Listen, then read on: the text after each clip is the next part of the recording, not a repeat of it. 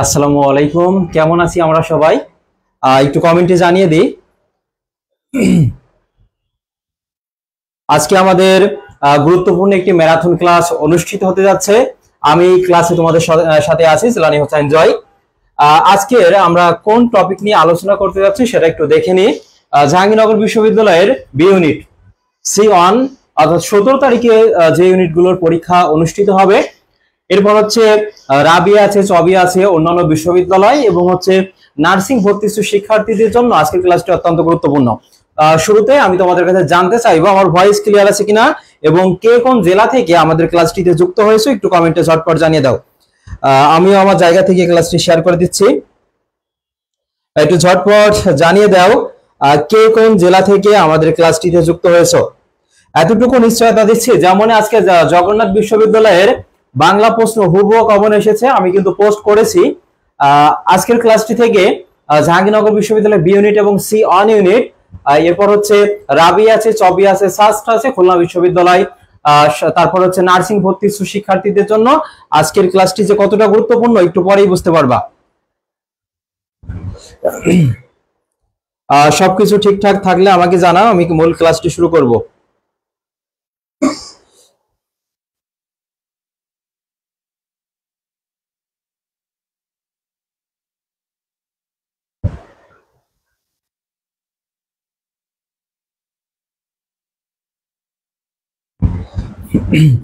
অনেকে সালাম জানিয়েছে, ওয়ালাইকুম আসসালাম জাহাঙ্গীরনগর থেকে ভাই দেখছি। একটু ঝটপট জানাও।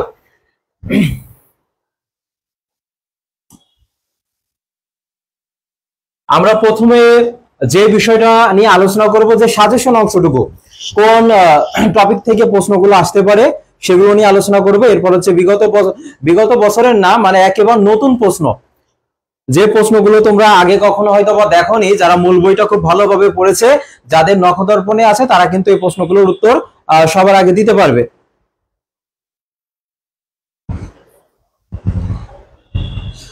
তাহলে দেখো, সাহিত্য পাঠ থেকে আমাদের কোন বিষয়গুলো গুরুত্ব সহকারে পড়তে হবে। সাহিত্য পাঠ,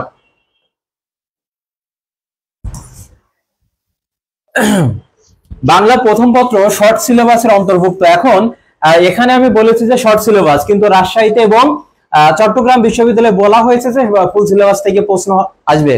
এবং জাহাঙ্গীরনগর বিশ্ববিদ্যালয়ে আমরা সি ইউনিটও দেখেছি যে দুই একটা প্রশ্ন বাইরে থেকে এসেছে।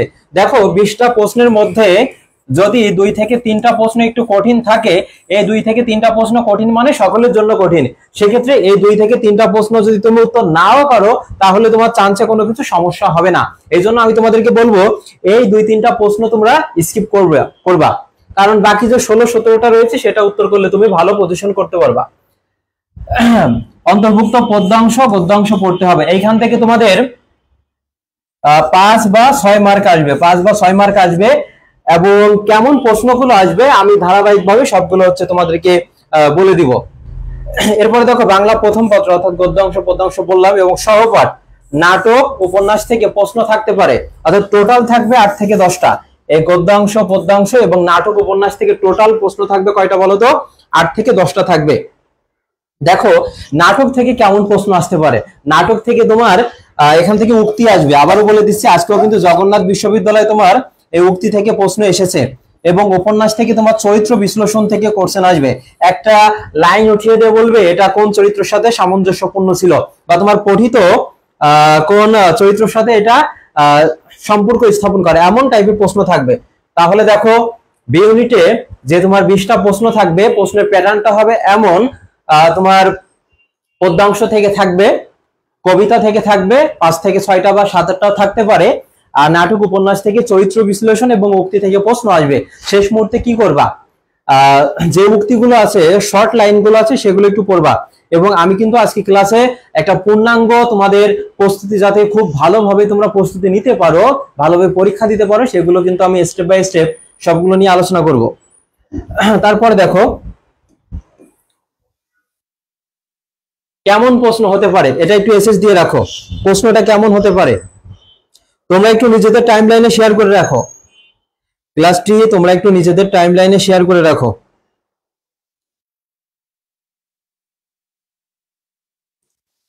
দেখো,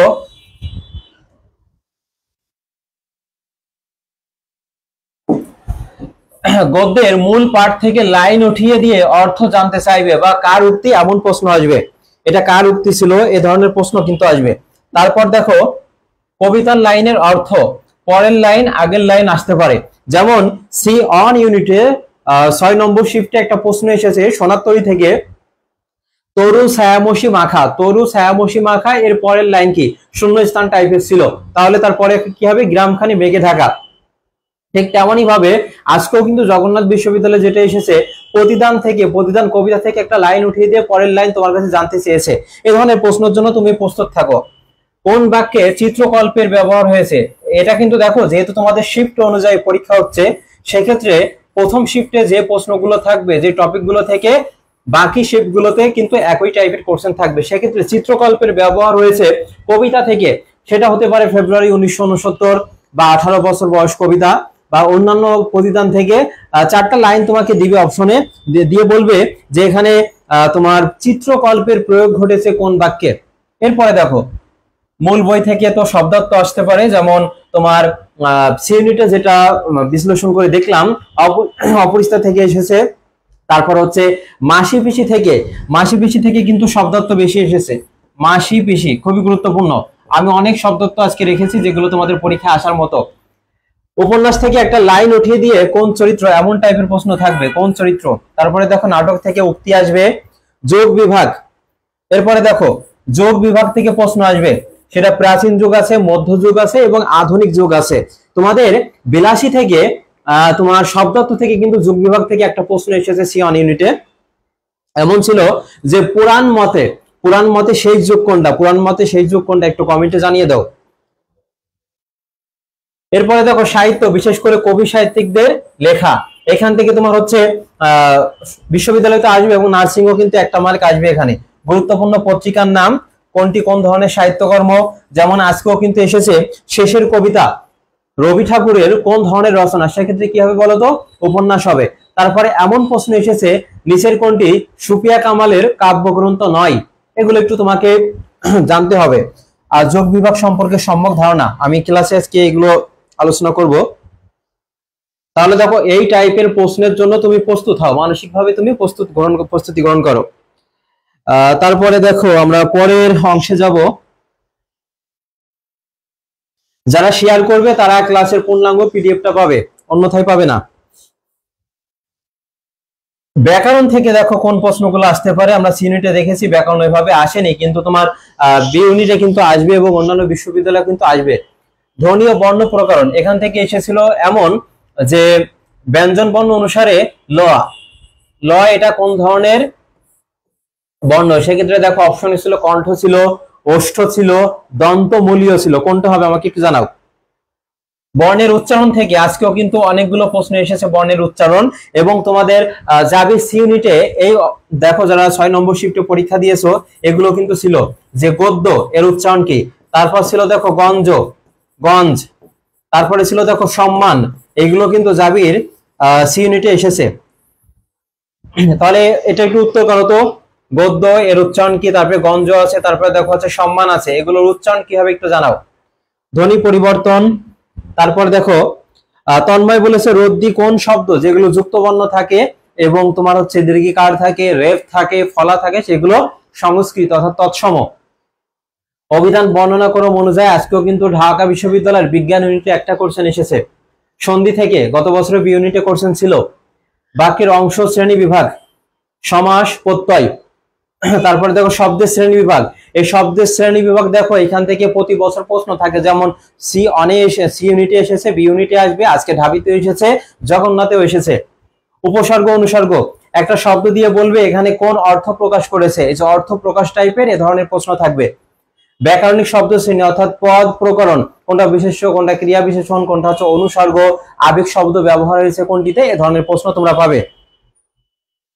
কারক বিভক্তি আর যুক্তবর্ণ বিশ্লেষণ সি অন ইউনিটের জন্য কিন্তু গুরুত্বপূর্ণ, যারা সি অন ইউনিটে পরীক্ষা দিবে। যুক্তবর্ণ,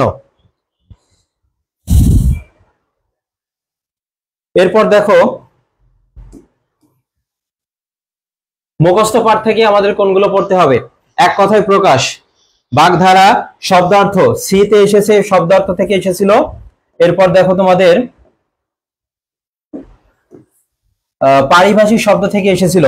যেমন একটা এসেছিল অ্যাক্ট, তারপর এসেছিল দেখো ইমাগেরি, এটা এসেছিল। এবং আজকেও কিন্তু পারিভাষিক শব্দ যেগুলো গুরুত্বপূর্ণ সেগুলো আমি রেখেছি। তোমরা শেষ পর্যন্ত থাকবা এবং ক্লাসটি শেষ পর্যন্ত থাকবা, তাহলে তোমরা অনেক প্রশ্ন পরীক্ষার হলে বুঝতেই পারবা যে কতটা কমন এসেছে।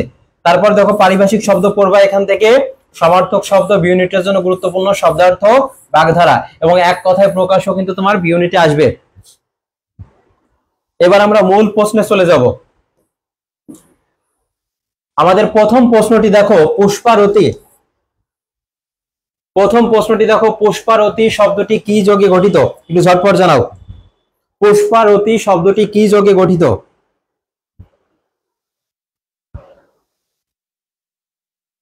পুষ্পারতি শব্দটি কি যোগে গঠিত, একটু ঝটপট জানাও। এখানে রয়েছে সমাস, সন্ধি, প্রত্যয়, উপসর্গ। পুষ্পারতি শব্দটি কি যোগে গঠিত? বা প্রশ্নটি এমনও আসতে পারে যে পুষ্পারতি এটা হচ্ছে তোমার কোন কবিতা থেকে এই শব্দটি বা এই লাইনটি নেওয়া হয়েছে, এমন প্রশ্ন কিন্তু আসতে পারে।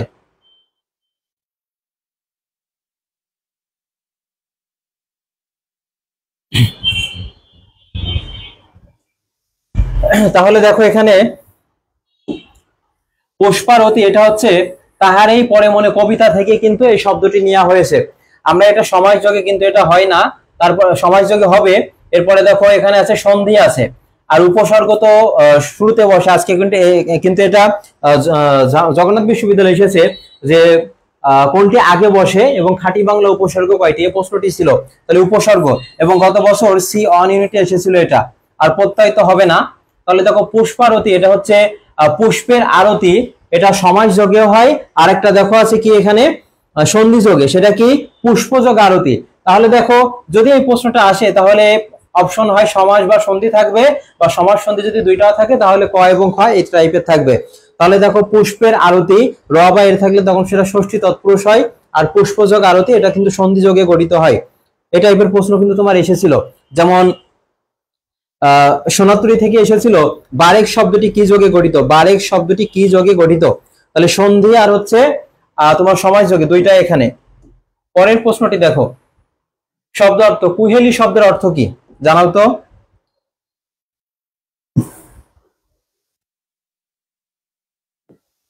কুহেলি শব্দের অর্থ কি, উত্তরী শব্দের অর্থ কি, আর অর্ঘ্য বিরোচন শব্দের অর্থ কি? কুহেলি শব্দের অর্থ কি, তারপর হচ্ছে উত্তরী, আর একটা হচ্ছে অর্ঘ্য বিরোচন, কি হবে ঝটপট জানিয়ে দাও।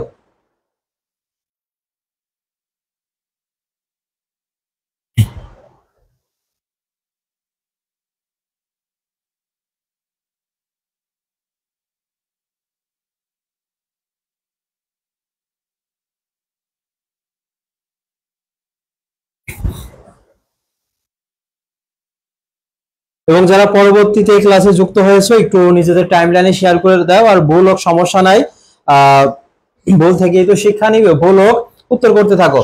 তাহলে দেখো প্রথমে কুহেলি শব্দের অর্থ কি, কি হবে কুয়াশা হবে, কি হবে কুয়াশা। হ্যাঁ, তারপরে দেখো উত্তরী শব্দের অর্থ কি, চাদর হবে, উত্তরী শব্দের অর্থ চাদর। আর অর্ঘ্য বিরোচন শব্দের অর্থ হচ্ছে অঞ্জলি। অঞ্জলি বা কি উপহার রচনা, কি হবে বলতো, অঞ্জলি বা উপহার রচনা। এই শব্দ থেকে একটা প্রশ্ন থাকতে পারে। এরপরে দেখো তোমার আজকে কিন্তু জগন্নাথের 3 নম্বর শিফটে একটা প্রশ্ন এসেছে, নিচের কোন বানানটি সঠিক। সেক্ষেত্রে ছিল দেখো ক্ষীণজীবী বানান, ক্ষীণজীবী। আমরা জানি এই জীবী যদি শেষে বসে, জীবী যদি শেষে বসে তাহলে কোনকার হবে বলতো, দীর্ঘিকার হবে। আর জীবী যদি শুরুতে বসে তখন সেটা কি হবে, রস্যিকার, যেমন জীবিকা। আর বাদ বাকি যত জীবী আছে, যেমন শ্রমজীবী, পেশাজীবী, কৃষিজীবী, আইনজীবী, বুদ্ধিজীবী, চাকরিজীবী, এই যে যত জীবী আছে, এই জীবী যদি শেষে থাকে তখন দীর্ঘিকার হবে। আর জীবী যদি শুরুতে থাকে তখন সেটা কি হবে, দীর্ঘিকার প্রথমে, তারপর হচ্ছে রস্যিকার হবে। পরের প্রশ্নটি দেখো,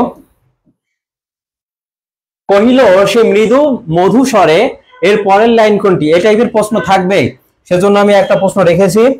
বলেছে দেখো কহিল সে মৃদু মধু স্বরে, এর পরের লাইন কোনটি।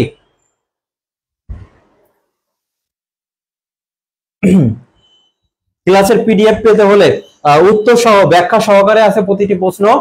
এটা হচ্ছে নিজে থেকে আমি হাতে লিখে টাইপ করেছি, সেগুলো তোমাদেরকে দিব, শেয়ার করবা এবং হচ্ছে আমার আইডি তো জানো, বা আমাদের পেজে নক করলে এই যে পেজ থেকে ক্লাস হচ্ছে তার ইংলিশ কটেজ, সেখানে নক করলে তোমরা পেয়ে যাবে। আগে শেয়ার করতে হবে, শেয়ার করে প্রমাণ দেখাতে হবে।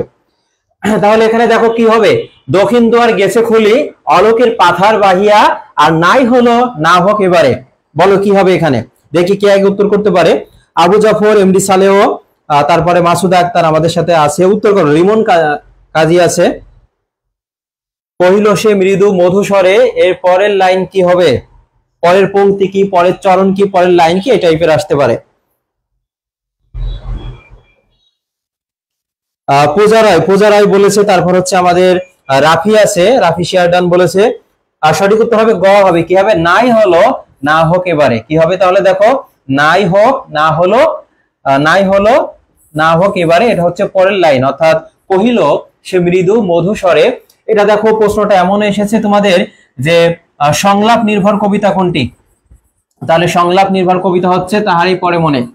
সংলাপ নির্ভর কবিতা বা নাটকীয়, এমনও প্রশ্ন থাকতে পারে, নাটকীয় সংলাপ নির্ভর কবিতা। এবং এটা দেখো 1935 সালে মাসিক মোহাম্মদী পত্রিকায় প্রকাশিত হয়, মাসিক মোহাম্মদী পত্রিকায় প্রকাশিত হয়। এবং হচ্ছে তার প্রথম স্বামী সৈয়দ নেহাল হোসেন 1932 সালে কিন্তু আকস্মিক মৃত্যুবরণ করে। এই তথ্যগুলো একটু আমাদেরকে জানতে হবে।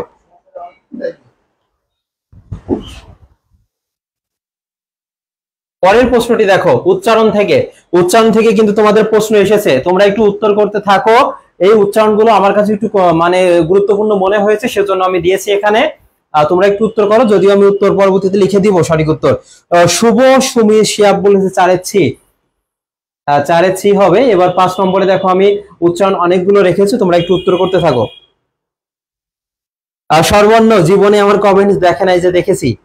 এবার উত্তর করো কোনটা হবে। প্রথমে রয়েছে দেখো পদ্মা। এই পদ্মা দেখো, তোমাদের পদ্মা আছে, সুচেতনা আছে, এগুলো তোমাদের হচ্ছে শর্ট সিলেবাসে তো নাই, ফুল সিলেবাসে। সেজন্য আমি জাস্ট পদ্মাটা রেখেছি, যাতে এটা উচ্চারণের সাথে কিন্তু যাই। পদ্ম বলেছে, পদ্ম হবে না, এখানে পদ্মা আছে, পদ্মা, পদ্মা না, পদ্মা। আমরা যখন দেখো পদ্মা উচ্চারণ করি, আমরা কখনো বলি পদ্মা, পদ্মা তো বলি না, এটা কি পদ্মা। তাহলে এখানে কি হবে বলতো, এই যে মহাফলা যার সঙ্গে থাকে সেই মহা কিন্তু উচ্চারণ হয় না, অনুচ্চারিত। কিন্তু মহা যার সঙ্গে থাকবে সেটা দ্বিত্ব উচ্চারণ হবে। কয়বার, দ্বিত্ব। তাহলে কয়বার হবে, 2 বার, পদ দা হবে। আর মহাফলা থাকলে কি হয় বলতো, চন্দ্রবিন্দু হয়। এর পরেরটা দেখো, তোমরা উত্তর করতে থাকো। স্বাধীন দেখো, দন্তস্বয়ের উচ্চারণের ক্ষেত্রে মনে রাখবে, ছয়ের মতো যদি উচ্চারণ হয়, তাহলে আমরা কি দন্তস্বয় ব্যবহার করব, বহাল থাকবে, অন্যথায় তালবস্য হবে। তাহলে আমরা কখনো বলি যে স্বাধীন হয়েছে, দেশটা স্বাধীন হয়েছে, এটা আমরা বলি না। তাহলে ছয়ের মতো উচ্চারণ এখানে হচ্ছে না, এজন্য আমরা তালবস্য ব্যবহার করব। এবং উচ্চারণের ক্ষেত্রে দীর্ঘইকারে কোনো ব্যবহার নেই, সেক্ষেত্রে কি হবে, রস্বীকার হবে। তাহলে এখানে স্বাধীন উচ্চারণটা কি হবে দেখো তো, সা, তারপরে কি হবে, ধীন। যেখানে থামে সেখানে কি হয়, হর্ষ চিহ্ন হয়। এবং আরেকটা বিষয় খেয়াল করো, আজকে এসেছে জগন্নাথ বিশ্ববিদ্যালয়ে, স্বাধীন এর সন্ধি বিচ্ছেদ কি, এটা তো উচ্চারণ। আর স্বাধীনের সন্ধি বিচ্ছেদ কি হবে, সযোগ অধীন হবে। কি হবে, স দন্ত শয় বয়, তারপরে অধীন হবে। ক্লিয়ার না আবু জাফর, এটা হচ্ছে তোমার স্বাধীনে দন্ত স ব্যবহার করবা না, উচ্চারণের ক্ষেত্রে তালবস্য হবে। স্মরণ দেখো, আমরা যখন স্মরণ উচ্চারণ করি তখন কি ছয়ের মতো উচ্চারণ হয়, যে তোকে বন্ধু, তোকে আমি স্মরণ করছি, বা আমি এটা এইভাবে বলে কেউ, যে জাহাঙ্গীরনগর বিশ্ববিদ্যালয়ের বি ইউনিটের পরীক্ষা হচ্ছে 17 তারিখে, তোমাদের আমি অনেক স্মরণ করছি, তোমরা এসো, এইভাবে বলি না আমরা। তাহলে ছয়ের মতো উচ্চারণ হচ্ছে না এখানে, তাহলে আমরা এখানে কি ব্যবহার করবো বলতো, তালবস্য হবে, স। তারপরে কি হবে, রণ। উচ্চারণের ক্ষেত্রে মধ্যাহ্ন নয়ের ব্যবহার নেই, সেক্ষেত্রে কি হবে, দন্তান্ন হবে। আর যেখানে থামে এবং কোনো কার থাকে না, সেখানে হর্ষ চিহ্ন। আর মহাফলা থাকলে কি হয়, চন্দ্রবিন্দু হয়। কি হয়, চন্দ্রবিন্দু। ক্লিয়ার। আচ্ছা, এই প্রশ্নগুলো তোমাদের তো জানা, তারপরে পারছো না কেন? এত সহজ প্রশ্ন যদি না পারো,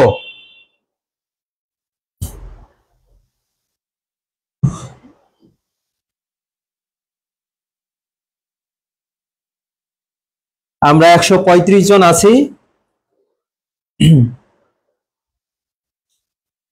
দেখো, শেয়ার তো করো, অনেকে শেয়ার করোনি, আবার উত্তরও দিচ্ছ না। যখন চান্স হবে না তখন বুঝতে পারবে এ কতটুকু বেদনা। এখনো তুমি ভুল করো, সমস্যা নাই, প্রচুর ভুল করো। সন্ধ্যা দেখো, এটাও ক্ষেত্র তাই। এখানে কি হবে? সন, তারপরে কি হবে? ধা হবে, কি হবে? সন্ধ্যা। এরপরে বিদ্রোহ দেখো, বিদ্রোহের উচ্চারণটা কি হবে? বিদ। যেখানে থামে এবং কোনো কার থাকে না সেখানে হর্ষিণ্য বসে, তাহলে বিদ। তারপরে কি হবে? দ্রোহ হবে, কি হবে? দ্রোহ, বিদ দ্রোহ। সামান্য দেখো, এখানেও কি হবে? তালবস্য হবে, কারণ এখানে ছয়ের মতো উচ্চারণ হচ্ছে না। সা, তারপরে কি হবে? মান, সামান। তারপরে কি হবে? নো হবে, সামান্য, এই ধরনের হবে এটা। দ্রোহ হবে, আবু জাফর দ্রোহ, শেষে ওকার দিও।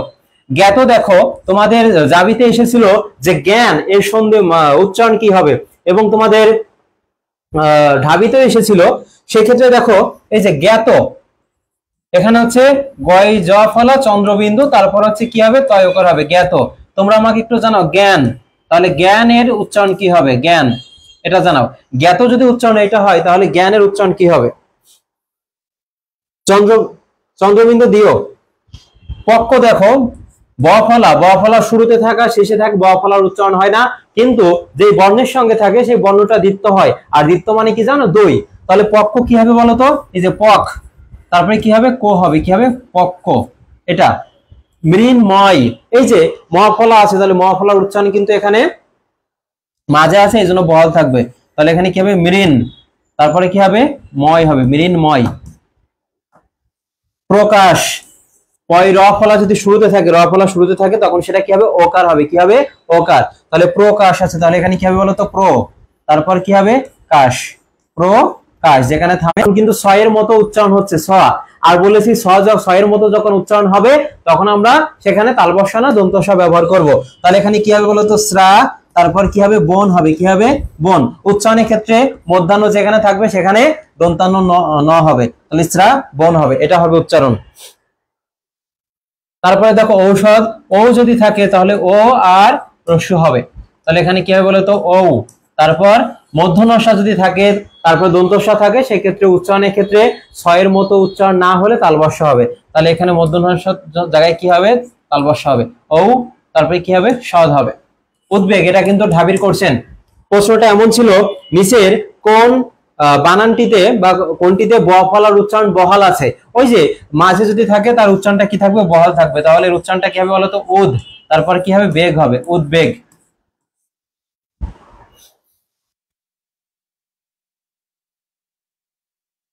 তারপর দেখো সভ্য আছে। আমরা যখন সভ্য উচ্চারণ করছি তখন কিন্তু এটা ছয়ের মতো উচ্চারণ হচ্ছে না, তাহলে এখানে কি হবে বলতো? সভ্য, তালবস্য হবে, সভ। তারপরে কি হবে? ভ হবে, সভ্য। আর ভয়জা ফলা থাকলে কি হবে এখানে বলতো? আগে ব, তারপরে কি হবে? ভ।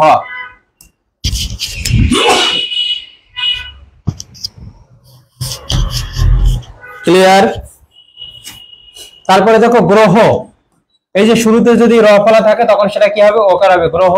শ্রমিক, শ্রমিক যখন আমরা উচ্চারণ করছি তখন ছয়ের মতো বহাল হচ্ছে উচ্চারণ, সেক্ষেত্রে এখানে কি হবে?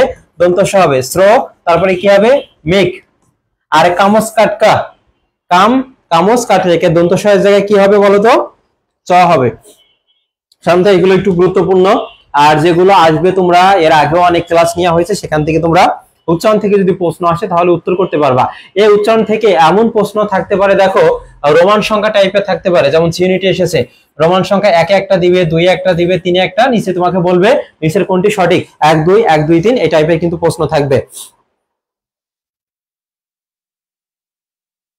তাহলে উচ্চারণ থেকে যদি কোনো প্রশ্ন আসে আশা করি তোমরা উত্তর করতে পারবা।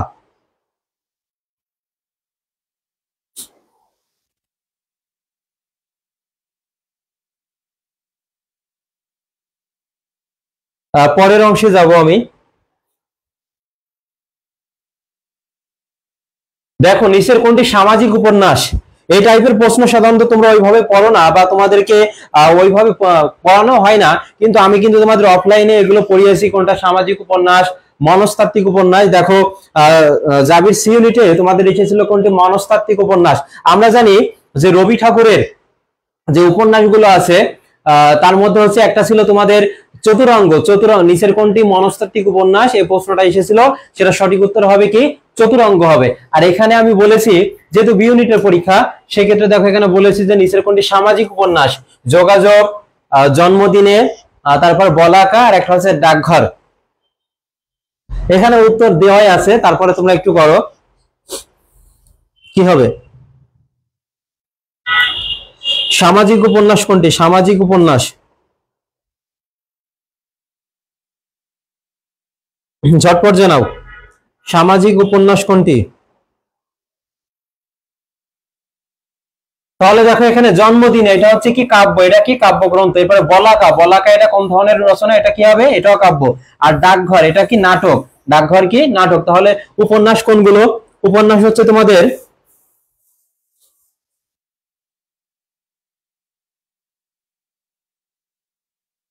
যেমন আছে গোরা আছে, চতুরঙ্গ আছে, ঘরে বাইরে আছে, এবং আজকে আরেকটা এসেছে, সেটা হচ্ছে শেষের কবিতা। কি এসেছে বলতো? শেষের কবিতা। এটা হচ্ছে কোন ধরনের রচনা? সেক্ষেত্রে এটা কি হবে? উপন্যাস। আর যোগাযোগ, এটা কি হবে বলতো? সামাজিক উপন্যাস। আর চতুরঙ্গ, চতুরঙ্গ কি ছিল এটা বলতো? মনস্তাত্ত্বিক, মনস্তাত্ত্বিক উপন্যাস। এই টাইপের প্রশ্ন আসতে পারে, বা এমন প্রশ্ন আসতে পারে নিচের কোনটি কমেডি, কমেডি ধরনের নাটক, কমেডি। এটা মনে রাখবে একটু।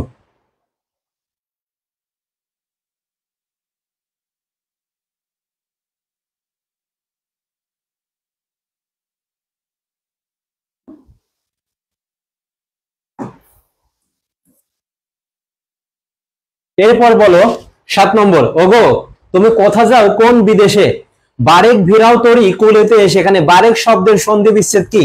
এটা কিন্তু তোমাদের এই কোশ্চেনটা গুরুত্বপূর্ণ। তাহলে দেখো ওগো, আমরা জানি বিরাম চিহ্নের ক্ষেত্রে সম্বোধন পদের পর কাউকে ডাকা বা আহ্বান করার জন্য আমরা যেগুলো বলে থাকি, অর্থাৎ সম্বোধন পদের পরে কি বসে? কমা বসে। তাহলে ওগো বলে আমরা ডাকছি বা সম্বোধন করছি, এরপরে দেখো কমা বসেছে।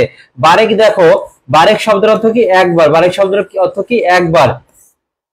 বারেকের সন্ধি বিচ্ছেদ কি? আমরা জানি সন্ধি শব্দের অর্থ কি বলতো? মিলন। এরপর বিপরীত অর্থ কি? বিচ্ছেদ বা বিগ্রহ। সন্ধি থেকে অনেকগুলো প্রশ্ন রেখেছি, একটু পর আলোচনা করব। বারেক যোগ এর আর হচ্ছে বার যোগ এক, কোনটা হবে?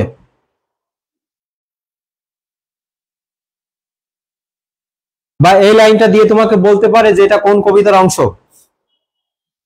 ইসরাত বলেছে খ হবে। বারেক শব্দের অর্থ একবার, বারেক ঘেরাও তরি কুলেতে এসে, এটা সঠিক উত্তর কি হবে? খ। বার যোগ কি হবে? এক হবে, বার যোগ এক। পরের প্রশ্নটি দেখো, সোনাত্তরী কবিতাটি কত মাত্রার ও কোন ছন্দে রচিত? আমরা 162 জন ক্লাসটিতে যুক্ত হয়েছি।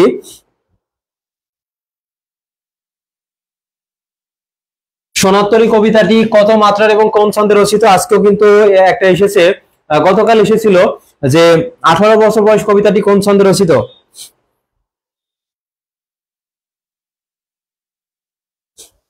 একটু জানাও, ঝটপট জানাও।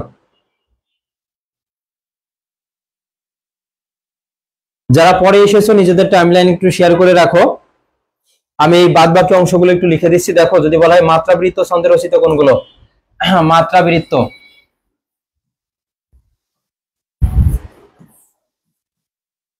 মাত্রাবৃত্ত ছন্দে রচিত কোনগুলো? দেখো বিদ্রোহী আছে, 18 বছর বয়স আছে, প্রতিদান আছে, সোনাত্তরী। তোমরা একটু কমেন্টে এগুলো লেখো। বিদ্রোহী, তারপরে দেখো 18 বছর বয়স,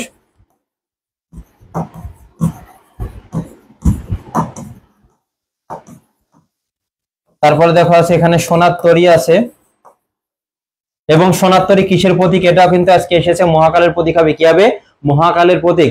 এরপর একটা দেখো প্রতিদান, প্রতিদান কোন ছন্দে রচিত? এমন প্রশ্ন কিন্তু আসতে পারে। তাহলে এখানে দেখো সোনাত্তরী কবিতাটি কোন ছন্দে রচিত? এটা হচ্ছে 8 মাত্রার। প্রথমে হচ্ছে কত মাত্রা, সেক্ষেত্রে হবে 8 মাত্রার। আর কোন ছন্দে রচিত? এটা হবে মাত্রাবৃত্ত ছন্দে রচিত। কোন ছন্দে? মাত্রাবৃত্ত ছন্দে রচিত। এরপর তাহলে আমাদেরকে জানতে হবে গদ্য ছন্দে রচিত কোনগুলো? গদ্য ছন্দ, গদ্য ছন্দে রচিত কোনগুলো? ফেব্রুয়ারি 1969 এবং আমি কিংবদন্তির কথা বলছি, এগুলো একটু মনে রাখবা। আমি একটু সংক্ষেপে লিখি। ফেব্রুয়ারি 1969, আমি কিংবদন্তির কথা বলছি। আরেকটা হচ্ছে নুরুদ্দিনের কথা মনে পড়ে যায়, নুরুদ্দিনের কথা মনে পড়ে যায়। আরেকটা দেখো তোমাদের আছে অক্ষর বৃত্ত, অক্ষরবৃত্ত ছন্দে রচিত কোনগুলো?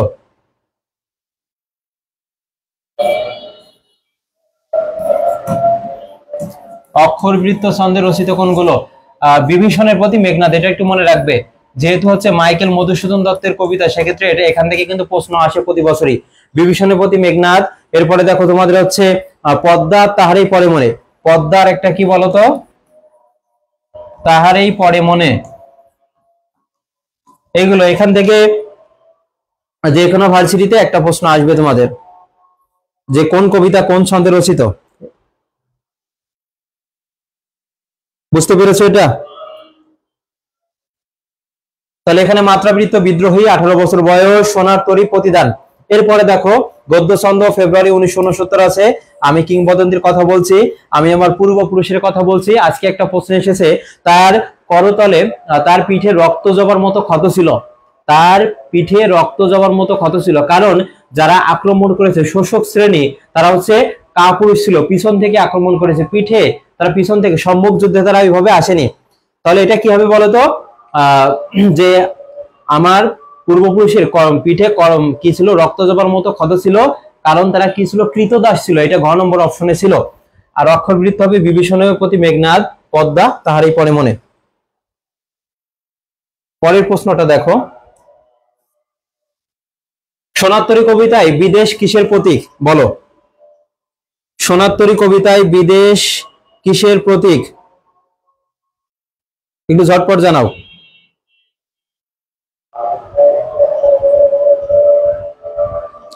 সোনারতরী কবিতায় বিদেশ কিসের প্রতীক?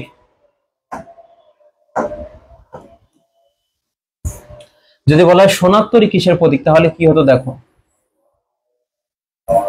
মহাকাল, জগৎ সংসার,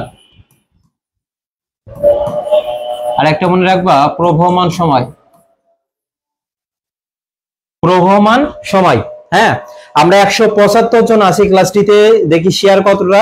62টা শেয়ার। শেয়ার করবো, আমি পিডিএফ দিয়ে দিব, কোনো কার্পণ্য এখানে না। 179 জন আছি আমরা। বল যাক, সমস্যা নেই, উত্তর কর ভাই। দেখো যখন ওই পরীক্ষার হল থেকে বের হয়ে আসবা, বলবা যে এগুলো মানে আপনার ক্লাস থেকে অনেক কমন পেয়েছি, বা তোমরা চান্স পেলে তো আমরাই খুশি হই, তাই না? তোমার পরিবার, তোমার যে কত রাত জাগা, এই যে ইউনিটের পরীক্ষার প্রশ্নটা ওইভাবে ভালো হয়নি, অনেকের তো মন খারাপ, কান্নাকাটি করছে। কান্নাকাটি যাতে না করো তার জন্য আমারও ফাইনাল পরীক্ষা চলছে, আমার মানসিক ভাবে ওইভাবে আমিও মানে স্টেবল নাই। তারপরে তোমাদের পরীক্ষা, এই জন্য আমি কিন্তু এই ক্লাসটা নিতে হচ্ছে তোমাদের। নিজে গতকাল রাত 2টা পর্যন্ত প্রশ্ন কিন্তু আমি করেছি, হাতে করেছি, টাইপ করছি সবগুলো। আমার জন্য দোয়া করবা। আমার বাবা কিছুদিন আগে মারা গেছে, এই যে গত শনিবার। বাবার জন্য দোয়া করবে। মানে কি, আচ্ছা পরে বলবো। যাই হোক, তাহলে সোনারতরী এটা হচ্ছে মহাকাল, জগৎ সংসার, প্রবহমান সময়। এরপর যদি বলে বাঁকা জল কিসের প্রতীক? দেখো বাঁকা জল কিসের প্রতীক? এটা হবে কি অনন্ত কাল স্রোত। অনন্ত কাল স্রোত বা প্রতিকূল অবস্থা। কি হবে বলতো? অনন্ত কাল স্রোত বা প্রতিকূল অবস্থা।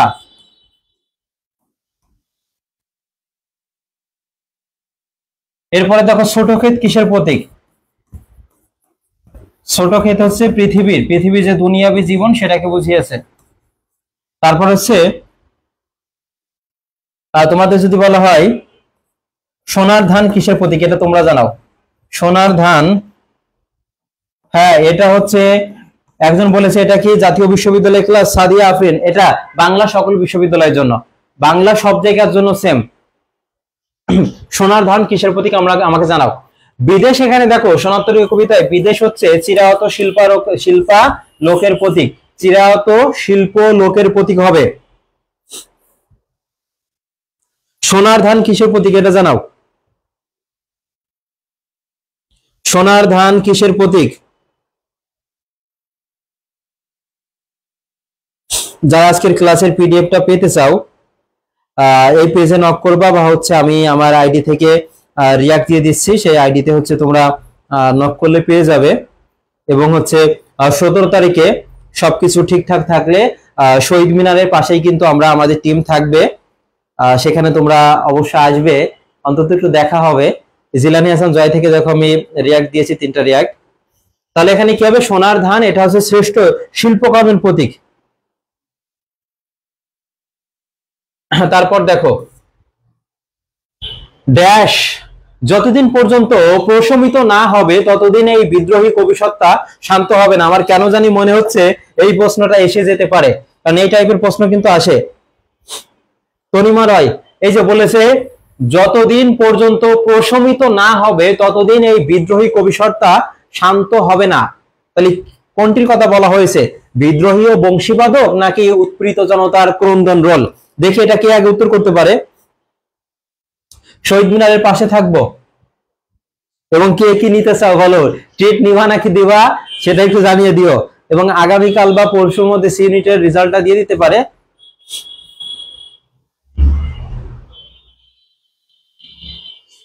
ঝটপট জানিয়ে দাও কি হবে এখানে।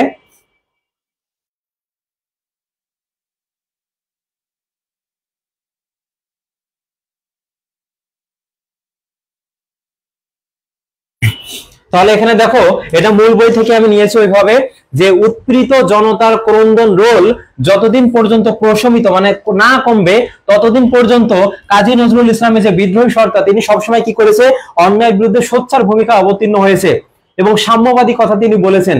তাহলে এখানে বলা হয়েছে উৎপীড়িত জনতার ক্রন্দন রোল যতদিন পর্যন্ত না কমবে ততদিন কাজী নজরুল ইসলামের এই বিদ্রোহী সত্তাটা কি হবে বলতো, এটা চলতেই থাকবে, শান্ত হবে না তিনি। তাহলে এটা কি হবে, বি হবে। কি হবে, বি হবে। এটা যেন আসে, আমি মন থেকে বলছি এই প্রশ্নটা যেন আসে, আর এটা গুরুত্বপূর্ণ একটি প্রশ্ন।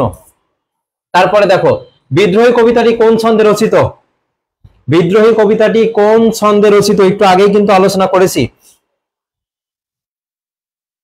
বিদ্রোহী কবিতাটি কোন ছন্দে রচিত, এটা হচ্ছে গদ্য ছন্দ, অক্ষরবৃত্ত, সমিল, মুক্ত, মাত্রাবৃত্ত। অনেক প্রশ্ন দেখা যাচ্ছে সেটা হচ্ছে পাঠ পরিচিতি থেকে হুবহু কিন্তু তোমাদের উঠিয়ে দিচ্ছে। যেমন পুরুষতন্ত্রের অমানবিকতার স্ফুরণ ঘটেছে কোনটিতে, অপরিচিতা নাকি মাসি বেশিতে? দেখবা অপরিচিতার হচ্ছে পাঠ পরিচিতি অংশে কিন্তু এটা আছে। পুরুষতন্ত্রের অমানবিকতা স্ফুরণ ঘটেছে কোথায়, যাবি অক্সফোর্ড বিশ্ববিদ্যালয়। হ্যাঁ, জাহাঙ্গীরনগর বিশ্ববিদ্যালয়ের প্রশ্ন প্যাটার্ন অন্যান্য বিশ্ববিদ্যালয় থেকে টোটালি চেঞ্জ, এবং থিওরিতে যেটা এসেছে সেটা তো একেবারে চেঞ্জ, কয়েকটা প্রশ্ন বাদে। সেক্ষেত্রে মূল বইটা ভালোভাবে পড়া থাকলেও বাংলা তোমাদের মোটামুটি ভালো এসেছে, কিন্তু অন্যান্য সাবজেক্টগুলো একটু কঠিন এসেছে, সেটা বলতেই হয়। এটা হবে কি দেখো, সমিল। এই দেখো সমিল মুক্ত মাত্রাবৃত্ত ছন্দে রচিত। এই প্রশ্নটা দেখো গত বছর এটা এসেছিল, এজন্য এটা গুরুত্বপূর্ণ, এজন্য আমি রেখেছি। মম বাঁশির তানে পাশরি এর পরের লাইন কোনটি?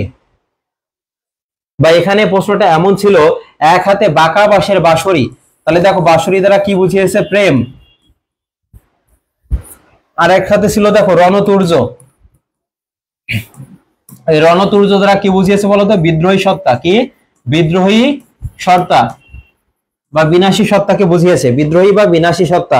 তাহলে এখানে সঠিক উত্তর কি হবে বলতো, মম বাঁশির তানে পাশরি এর পরের লাইন কোনটা কি হবে, আমি শ্যামের হাতের বাঁশরি, আমি শ্যামের হাতের বাঁশরি হবে।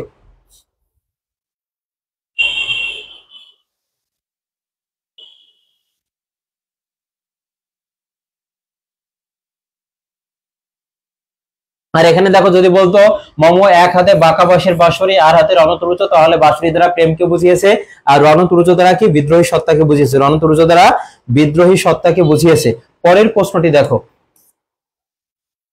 বানান থেকে দেখো, বানান থেকে তোমাদের জাহাঙ্গীরনগর বিশ্ববিদ্যালয়ে একটা অপশনে কিন্তু তিনটা করে থাকবে, তিনটা করে। তাহলে এখানে বলো, প্রথমে রয়েছে কথোপকথন, এটা আমি করে দিয়েছি, কথোপকথন হবে। বানানগুলো তো করে দেওয়ায় ভুল আছে কিন্তু এখানে, তোমরা আমাকে একটু জানাও যে কথোপকথন বানানটা ঠিক আছে কিনা এখানে।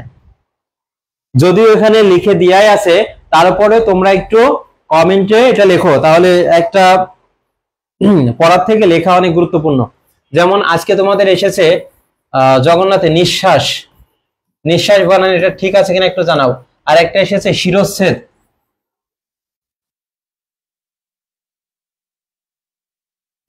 ঠিক যদি থেকে থাকে সেটাও লেখো, আর ঠিক না থাকলে সেটা লিখে দাও। তোমাদের জাবিতে এসেছিল রেশমি, রেশমি এটা কিন্তু এসেছিল। নিস্তব্ধ এই বানানগুলো কিন্তু এসেছিল। তাহলে এখানে দেখো স্টেশন, স্টেশন বানানে দেখো এখানে মূর্ধন্য ষ আছে, স্টেশনের ক্ষেত্রে, স্টোরের ক্ষেত্রে, পোস্ট মাস্টারের ক্ষেত্রে এখানে দন্ত স হবে, মূর্ধন্য ষ হবে না।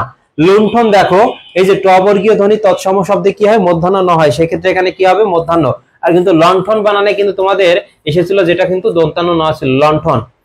দৈন্যতা হয় না, কি হয় সেটা দেখো, দীনতা বা দৈন্য হয়, দীনতা বা কি হবে, দৈন্য হবে, দীনতা বা দৈন্য। বা একটা বাক্য দিয়ে, কবিতা 4টা লাইন দিয়ে বলবে কোনটিতে ভুল আছে, কবিতা 4টা লাইন দিয়ে, কবিতা বা যে কোনো 4টা লাইন থাকবে, সে লাইন দিয়ে বলবে কোনটি সঠিক নয়, এই টাইপের থাকবে। কিন্তু এই যে পরীক্ষার হলে নয় কিন্তু তোমরা অনেক সময় দেখবা না যে নিচের কোন বাক্যটি সঠিক নয় বা নিচের কোনটি সাহিত্যকর্ম উপন্যাস নয়, এই টাইপের প্রশ্ন থাকবে, নয় কোথায় আছে সেটা কিন্তু ভালোভাবে দেখে নিবা। তারপরে দেখো কর্ম নিপুণ, আর কর্ম নিপুণে কি হবে, মধ্যাহ্ন ন হবে, কি হবে, মধ্যাহ্ন ন। সহযোগিতা, এটা কি দেখো, শব্দের শেষে যদি তয়াকার থাকে, তয় বা ফলা থাকে, তারপরে দেখো বিদ্যা জগৎ থাকে, তারপরে পরিষদ থাকে, পরিষদ, এইগুলো যদি থাকে তার পূর্বে কি হয় বলতো, পূর্বে দীর্ঘিকার হয় না, পূর্বে কি হয়, রস্যিকার হয়। যেমন এখানে দেখো সহযোগী, সহযোগী এই বানানটা ঠিক আছে, সহযোগী বানানটা ঠিক আছে, কিন্তু এর সঙ্গে যখনই তয়াকার যুক্ত হবে তখনই পূর্বে কি হবে, রস্যিকার হবে। ঠিক তেমনই ভাবে দেখো দায়ী বানান, দায়ী বানান এটা ঠিক আছে, কিন্তু দায়ীর সঙ্গে যখনই তয় বা ফলা যুক্ত হবে তখনই পূর্বে আর দীর্ঘিকার থাকবে না, তখন সেটা কি হবে বলতো, রস্যিকার হয়ে যাবে। অভিভূত, এটা মনে রাখবা, অদ্ভুত আর ভূত, ভূতুরে পরিবেশের ভূত বাদে বাকি যত ভূত আছে সব ভূতে কি হবে, দীর্ঘকার হবে। যেমন অভিভূত, ঘনীভূত, বাষ্পীভূত, পরাভূত, এই সবগুলোতে কি হবে বলতো, দীর্ঘকার হবে।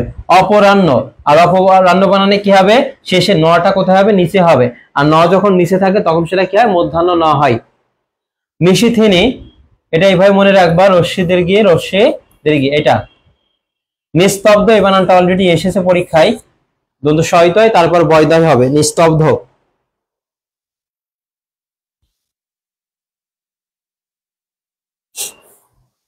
তারপর দেখো কণ্টক বানানে এই যে মধ্যাহ্ন ন হবে, দুরাবস্থা হয় না, সেটা কি হয়, দুর্বস্থা হয়, কি হয়, দুরবস্থা। ঐশ্বর্য বানানটা দেখো, ঐশ্বর্য, এটা হচ্ছে বানান, এর উচ্চারণ কি হবে সেটা একটু জানাও তো, ঐশ্বর্যের উচ্চারণটা কি হবে, ঐশ্বর্যের উচ্চারণটা কি হবে একটু জানাও, কমেন্টে জানাও।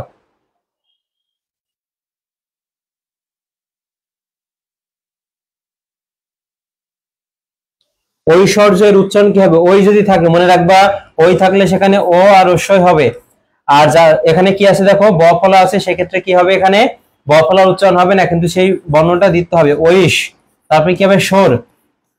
রেপ থাকলে সেখানে র হয়, আর উচ্চারণের ক্ষেত্রে অন্তর্জয়ের ব্যবহার নেই, সেখানে কি হবে, বর্গীয় জ হবে, কি হবে, বর্গীয় যা, ঐশ্বর্য হবে, কি হবে, ঐশ্বর্য। তারপরে দেখো বিদুষী বানানটা, বিদুষী বানানে দীর্ঘিকার হবে, বিদেশি বানানে কি হবে, দীর্ঘিকার হবে। এই উচ্চারণগুলো তোমাদের জন্য গুরুত্বপূর্ণ ছিল। পরের প্রশ্নটি বলো, নিচের কোন বাক্যটি সঠিক। এটা কঠিন প্রশ্ন, দেখি কে আগে উত্তর করতে পারে।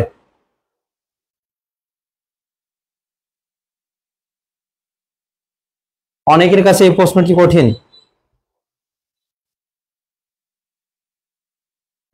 নিচের কোন বাক্যটি সঠিক একটু ঝটপট জানাও।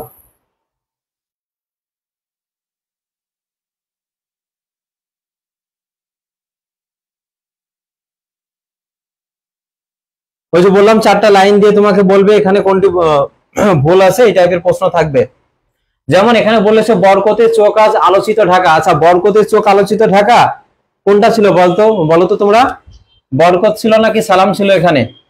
জীবন মৃত্যুর দ্বন্দ্বে নিঃসংশয় ভীত জওয়ান, দেখো এখানে ভীতটা ভুল আছে, কারণ এখানে তোমাদের নির্ভীক ছিল, কি ছিল, নির্ভীক, আমি এখানে ভীত দিয়েছি। তারপর একটা রয়েছে দ্বন্দ্বের মধ্য দিয়ে তবেই সত্যকে পাওয়া যায়, এখানে দ্বন্দ্ব ছিল না, কি ছিল, ভুলের মধ্য দিয়ে গিয়ে তবেই সত্যকে পাওয়া যায়, ভুল হবে, এখানে কি হবে, ভুলের মধ্য দিয়ে। স্পর্ধায় ন্যায় মাথা তোলবার ঝুঁকি, এখানে শুদ্ধ কোনটি সেটা বলেছে, তাহলে এটা কিন্তু শুদ্ধ আছে, 18 বছর বয়স কবিতার দ্বিতীয় লাইন কিন্তু এটা, যে স্পর্ধায় ন্যায় মাথা তোলবার ঝুঁকি, আর সালামের চোখ আজ আলোচিত ঢাকা, তাহলে এখানে সঠিক কোনটা দেখো তো, সঠিক হচ্ছে ডি নম্বর, অনেকে বলেছে সি নম্বর, সি তো হবে না, দেখো 15 ডি হবে, যারা ডি জানিয়েছো ধন্যবাদ, এটা ভুল আছে, কারণ এটা কি বলেছে, সালামের চোখ আজ আলোচিত ঢাকা, কিন্তু আমি এখানে দিয়েছি বরকতের চোখ, ভুল আছে। জীবন মৃত্যুর দ্বন্দ্বে নিঃসংশয় নির্ভীক জওয়ান, এখানে নির্ভীক ছিল কিন্তু আমি ভীত দিয়েছি, এটাও ভুল। আর এটা কিন্তু আজকেও এসেছে জগন্নাথে, যে ভুলের মধ্য কোনটির মধ্য দিয়ে গিয়ে সত্যকে পাওয়া যায়, ভুলের মধ্য দিয়ে, আমি এখানে দ্বন্দ্ব দিয়েছিলাম, এটাও ভুল। আর স্পর্ধায় নাই মাথা তোলবার ঝুঁকি, এটা ঠিক আছে। তাহলে দেখো প্রশ্নগুলো কেমন আসবে, আমি ধারণা দেওয়ার চেষ্টা করছি যাতে পরীক্ষার হলে যে ওই নতুন নতুন প্রশ্ন দেখে নার্ভাস না হয়ে যাও।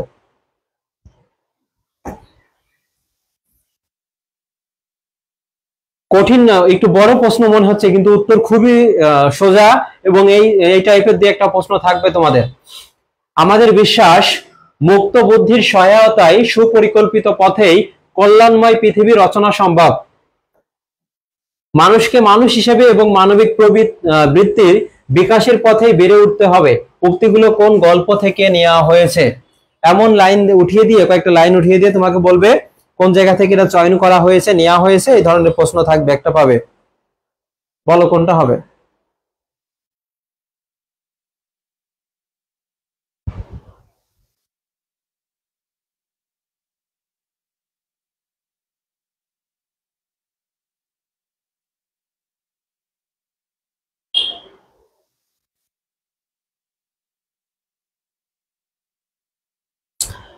ঝটপট জানাও কি হবে।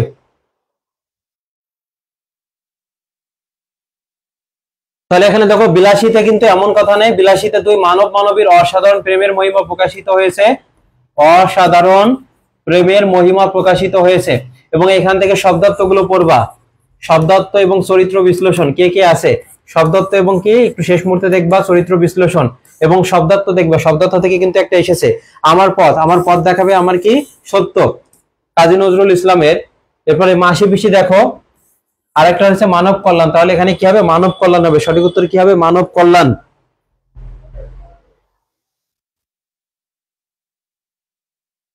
পরপদ প্রধান কোন সমাসের? দেখো, সমাস থেকে কয়েকটি প্রশ্ন রেখেছি, তার মধ্যে প্রথমটা হচ্ছে পরপদ প্রধান কোন কোন সমাসের, একটু ঝটপট জানাও।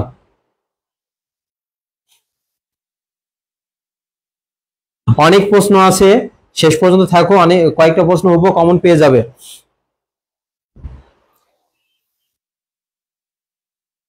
আমরা জানি উভয় পদ প্রধান, উভয় উভয় পদ প্রধান, সেটা হবে দ্বন্দ্ব সমাস হবে, কি হবে, দ্বন্দ্ব সমাস। দ্বন্দ্ব বানানটা কিন্তু গুরুত্বপূর্ণ। যেমন মা বাবা, মা বাবা, মার এবং বাবার আলাদা আলাদা বৈশিষ্ট্য থাকে, অর্থাৎ পূর্বপদ পরপদের আলাদা আলাদা বৈশিষ্ট্য থাকে, অর্থে প্রাধান্য থাকে।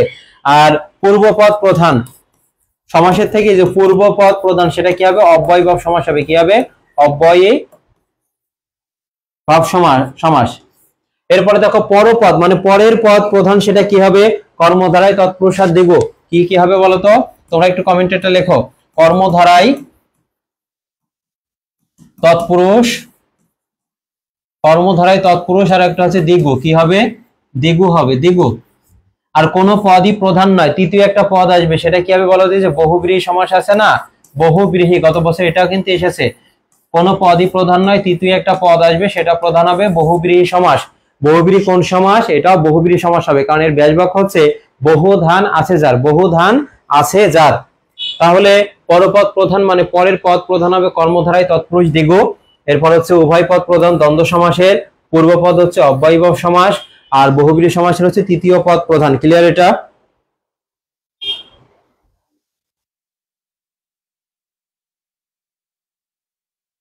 বুঝতে পেরেছো এটা?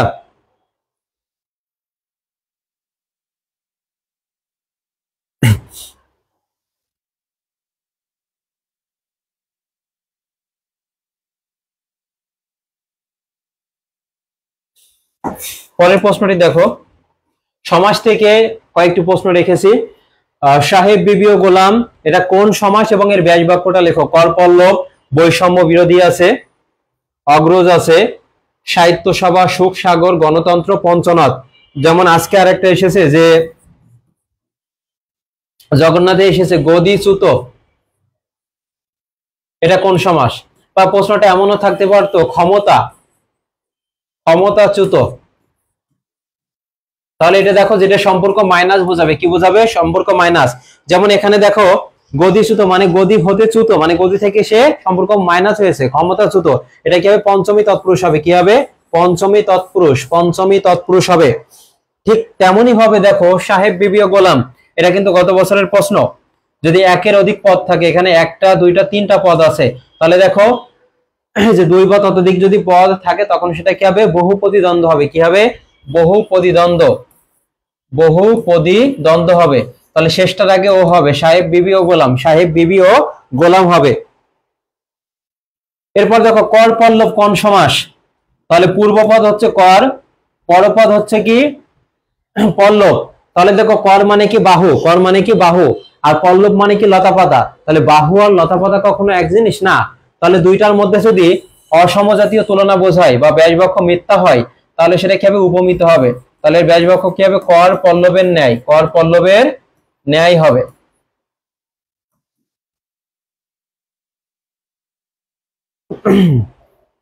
এরপর বৈষম্য বিরোধী, এটা কিন্তু বারবার এসেছে, ঢাবিতে এসেছে, বি ইউনিটে এসেছে, সি ইউনিটে এসেছে এবং চাকরির পরীক্ষায় এটা আসছে যে বৈষম্য বিরোধী কোন সমাস, এটা একটু তোমরা কমেন্টে জানাও।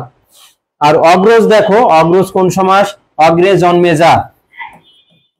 তাহলে দেখো এখানে শেষে যে বা যা থাকে ওইটা হবে কি?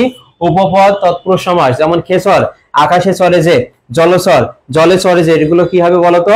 সব হচ্ছে উপপদ তৎপুরুষ সমাস হবে। আর বৈষম্য বিরোধী কোন সমাস, এটা একটু জানাও।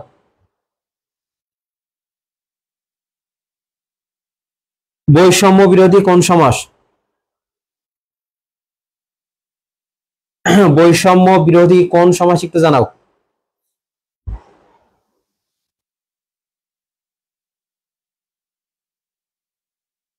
তারপরে দেখো সাহিত্য সভা, আমরা জানি মধ্য পদলোপী কর্মধারায় সমাস।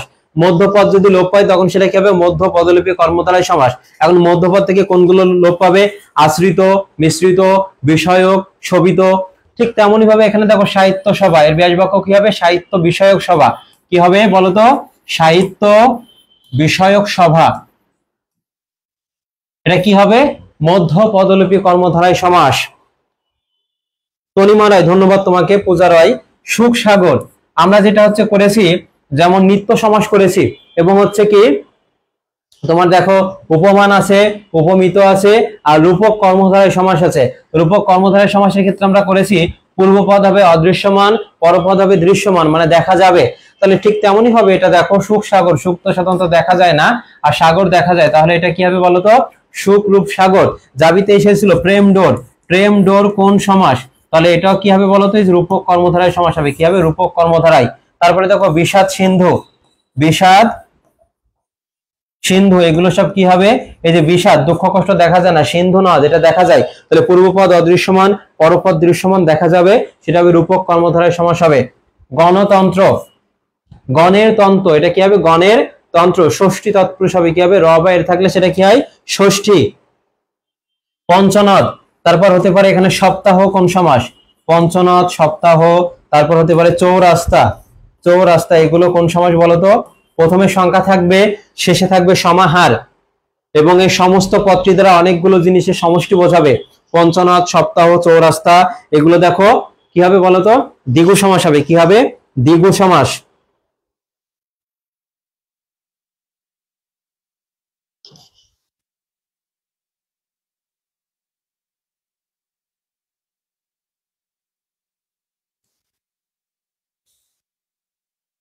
আর ৭৪টা শেয়ার হয়েছে, যারা শেয়ার করেছে অবশ্যই কিন্তু জানাবে, তাদেরকে পিডিএফ দিয়ে দেওয়া হবে। শেষ মুহূর্তে আরেকবার দেখে যাবে তোমরা। তাহলে এটা কি হবে? চৌরাস্তার সমাহার, সপ্তাহ অহমানে দিন, সপ্ত অহের সমাহার, বিষাদ রূপ সিন্ধু হবে, আর পঞ্চনদের সমাহার হবে। কি হবে? পঞ্চনদের সমাহার, এগুলো দ্বিগু সমাস হবে। তারপর এই যে উপন্যাস থেকে তোমাদের চরিত্র বিশ্লেষণ থেকে আসবে, একটা লাইন উঠিয়ে দিয়ে বলবে এটা কার চরিত্র ছিল, আর উক্তি নাটক থেকে তো উক্তি আসবে।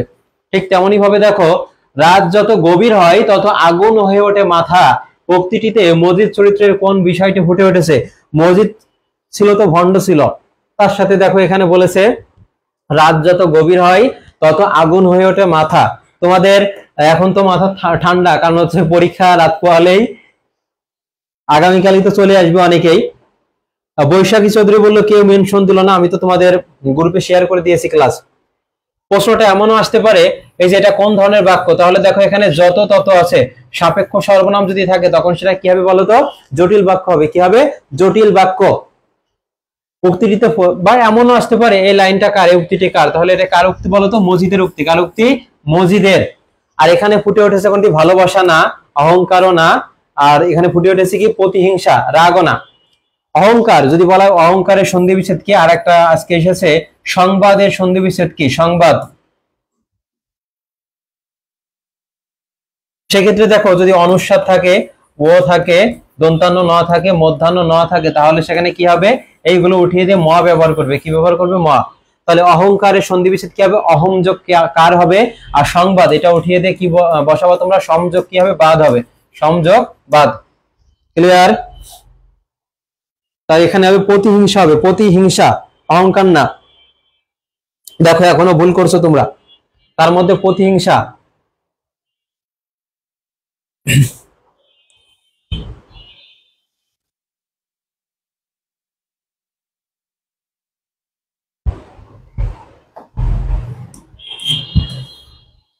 শব্দ অর্থ দেখো, যদিও আমি এখানে উত্তর দিয়েছি তারপরে তোমরা একটু মানে কমেন্টে লেখো, মনে থাকবে তাহলে। বেসাইন শব্দের অর্থ কি? বেসাইন শব্দের অর্থ অস্থির বা উতলা। বেসাইন শব্দের অর্থ কি? অস্থির বা উতলা। উচাক্ষা শব্দের অর্থ কি? উচাক্ষা শব্দের অর্থ অবাধ্য, ডান পিঠে বা দুরন্ত। অনেকে থাকে না দুরন্ত টাইপের থাকে, তাহলে এটা কি হবে, অবাধ্য, ডান পিঠে, আর একটা হচ্ছে কি দুরন্ত। এরপর গণ্ডূষ শব্দের অর্থ কি, এটা গুরুত্বপূর্ণ। গণ্ডূষ শব্দের অর্থ এক মুখ বা এক কোষ জল। গণ্ডূষ শব্দের অর্থ কি, এটা হচ্ছে এক মুখ বা এক কোষ জল হবে। পঞ্চস্বর, এটা কিন্তু তোমাদের এসেছে অলরেডি সি ইউনিটে। পঞ্চস্বর এটা কি হবে, মদন দেবের ব্যবহার্য 5 ধরনের বান। তাহলে কয় ধরনের বানকে বুঝিয়েছে? 5 ধরনের বান। অভ্র শব্দের অর্থ কি? এক ধরনের খনিজ ধাতু বা মাইকা আছে, এক ধরনের খনিজ ধাতু বা মাইকা। এবার এটা দেখো তোমাদের সম্ভবত 5 নম্বর শিফটে এসেছিল, প্রদোষ শব্দের অর্থ কি, এটা জানাও তোমরা। প্রদোষ শব্দের অর্থ কি? অপরিচিতা থেকে একটা নেওয়া হয়েছে। প্রদোষ শব্দের অর্থ কি?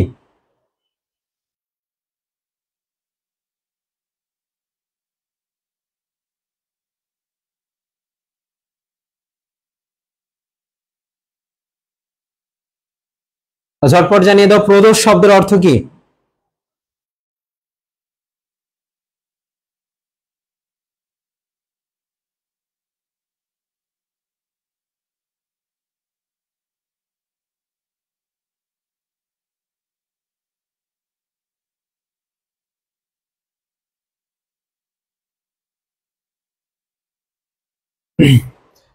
তাহলে প্রদোষ শব্দের অর্থ কি? সন্ধ্যা হবে। প্রদোষ শব্দের অর্থ কি? সন্ধ্যা। পরের প্রশ্নটি দেখো, পরের অংশগুলো। এই যে বারোয়ারি, বারোয়ারি শব্দের অর্থ কি? বারোয়ারি শব্দের অর্থ সর্বজনীন হবে। কি হবে? সর্বজনীন। তারপর আমার পদ থেকে নিয়েছি, এখানে দেখো সমর্জনা শব্দের অর্থ ঘষে মেজে পরিষ্কার করা, ঘষে মেজে পরিষ্কার করা। মনীষা শব্দের অর্থ কি? মনীষা শব্দে এই বানানটা গুরুত্বপূর্ণ, এবং এর শব্দ অর্থ বুদ্ধি, মনন, প্রতিভা, আর একটা কি আছে বলতো, মেধা বা প্রজ্ঞা। মেধা বা কি হচ্ছে, প্রজ্ঞা, এর উচ্চারণ আসতে পারে। আর প্রতিভা এর উচ্চারণ হবে প্রতিভা, প্রো হবে, কি হবে, শুরুতে প্রো হবে। সমত্ব, এটা কিন্তু তোমাদের 6 নম্বর শিফটে এসেছে। সমত্ব শব্দের অর্থ কি? সমত্ব এটা কি হবে, সমর্থ হবে। কি হবে, সমর্থ। বেমক্কা, আর পার্শ্বটি অলরেডি এসেছে, এটা পাণ্ডুর বা ফ্যাকাশে হবে। ধীমান শব্দের অর্থ কি? ধী, সম্পূর্ণ বা জ্ঞানী। তোমরা এই দুইটা জানাও। বেমক্কা শব্দের অর্থ কি? বেমক্কা শব্দের অর্থ কি, এটা একটু জানাও। বেমক্কা শব্দের অর্থ কি? ঝটপট জানিয়ে দাও।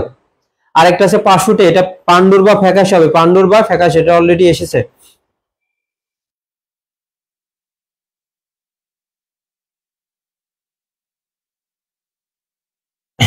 এটা কি হবে? স্থান বহির্ভূত বা অসঙ্গতি হবে। স্থান বহির্ভূত বা অসঙ্গত বা অসঙ্গতি, এটা হবে।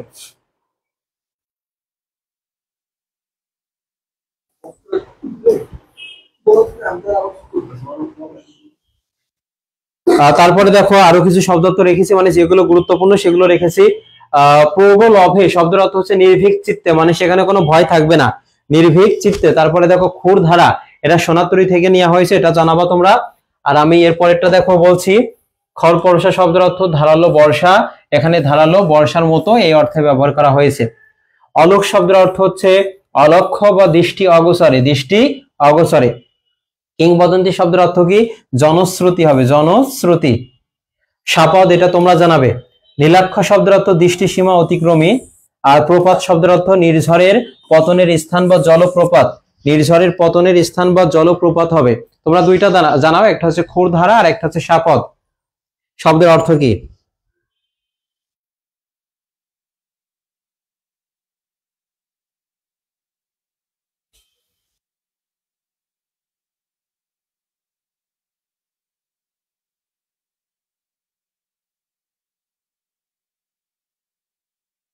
বৈশাখী চৌধুরী জানিয়েছো, তবে তনিমা রয় আছো, সর্বর্ণ, তামান্না ইসলাম ফারিয়া সমর্থ জানিয়েছো। একটা হচ্ছে ক্ষুরধারা আর একটা হচ্ছে শাপদ। হিংস্র মাংসাশী জন্তু যেটা, সেটা হচ্ছে শাপদ, আর একটা ক্ষুরধারা।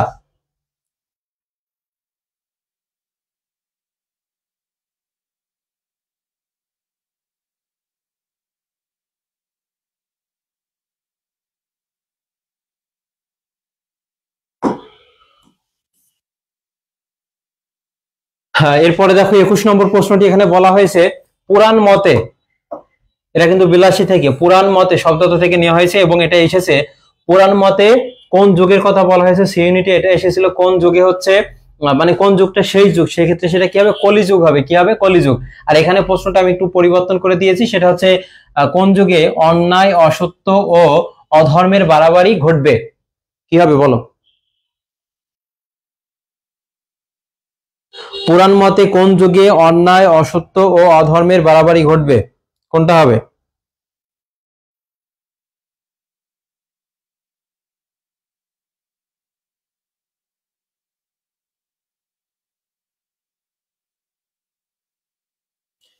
কলিযুগ হবে, ধন্যবাদ। কলিযুগ, এটা হচ্ছে 4 যুগে সেই যুগকে বুঝিয়েছে, কলিযুগ হবে।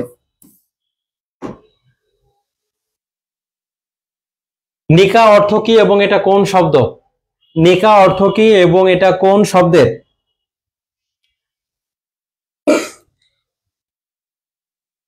নিকা অর্থ কি বলো?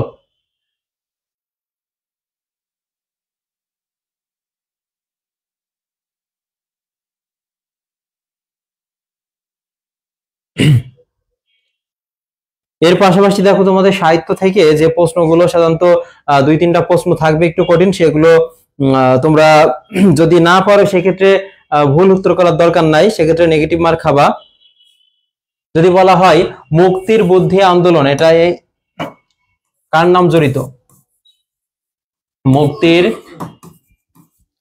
বুদ্ধি আন্দোলন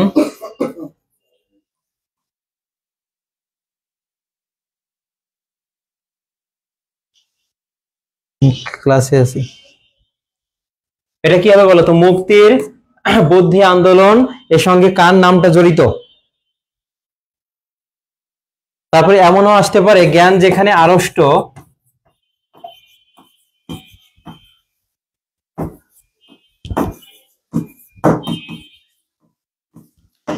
জ্ঞান যেখানে আড়ষ্ট, জ্ঞান যেখানে সীমাবদ্ধ হবে, বুদ্ধি সেখানে আড়ষ্ট। এমন জ্ঞান যেখানে সীমাবদ্ধ, বুদ্ধি সেখানে আড়ষ্ট, এটা হচ্ছে কার উক্তি? এই টাইপের প্রশ্ন থাকবে তোমাদের।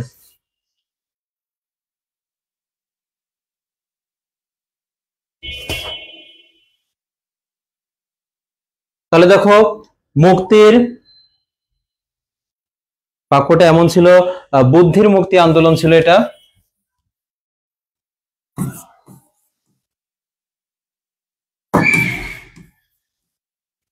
বুদ্ধির মুক্তি আন্দোলন। কি হবে? এখানে আবুল ফজল হবে এবং প্রশ্নটা এমনও আসতে পারে যে এটা কত সালে হয়েছিল। এটা হচ্ছে দেখো 1926 সালে মুসলিম সাহিত্য সমাজ প্রতিষ্ঠার মাধ্যমে, 1926 সালে, এটা মনে রাখবো, 1926 সালে মুসলিম তারপর হচ্ছে সাহিত্য সমাজের মাধ্যমে এটা প্রতিষ্ঠা লাভ করে। এবং সঠিক উত্তর কি হবে? আবুল ফজল। কি হবে? আবুল ফজল। জ্ঞান যেখানে সীমাবদ্ধ, মুক্তি সেখানে আড়ষ্ট, এই উক্তিটা কার ছিল? এই যে এই যে বুদ্ধির মুক্তি আন্দোলন আবুল ফজলের, এবং এটা 1926 সালে মুসলিম সাহিত্য সমাজের। আর নিকাহ শব্দের অর্থ বিয়ে, এটা আরবি শব্দ হবে, কি হবে? আরবি শব্দ। কোনটি আশ্চর্য সুন্দর এক চিরায়ত আবেদনবাহী কবিতা? এটা কি তোমাদের কমন এসেছে বলো তো? কোনটি আশ্চর্য সুন্দর এক চিরায়ত আবেদনবাহী কবিতা? কোনটা হবে?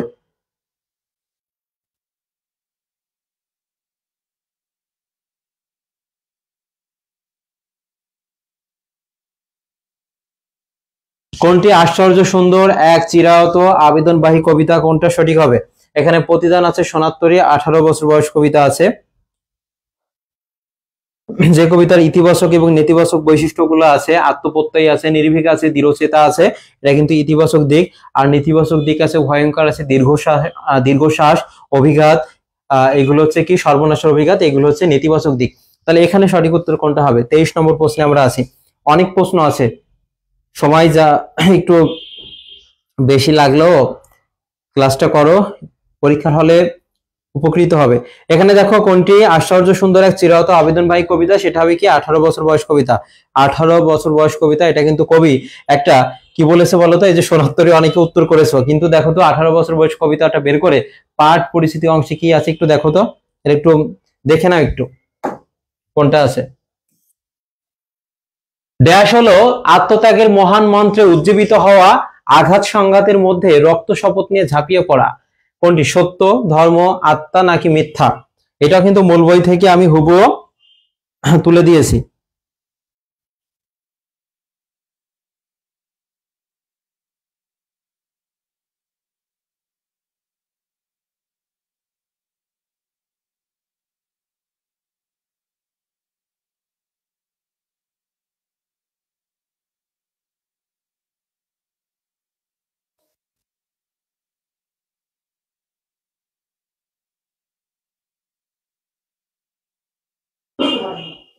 বলো কি হবে এখানে? ড্যাশ হলো, যারা মূল বইটা খুব ভালোভাবে পড়েছো তারা কিন্তু এটা উত্তর দিতে পারবা। ড্যাশ হলো আত্মত্যাগের মহান মন্ত্রে উজ্জীবিত হওয়া, আঘাত সংঘাতের মধ্যে রক্ত শপথে ঝাঁপিয়ে পড়া। কি হবে?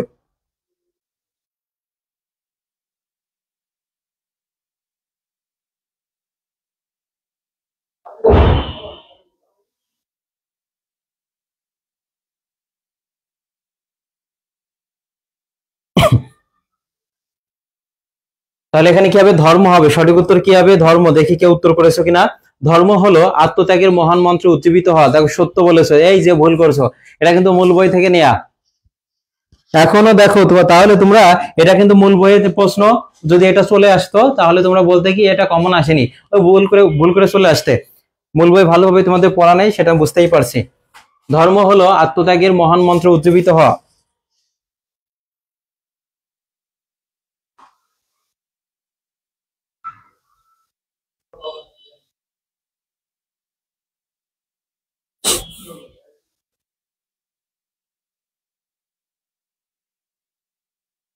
পরের প্রশ্নটি দেখো।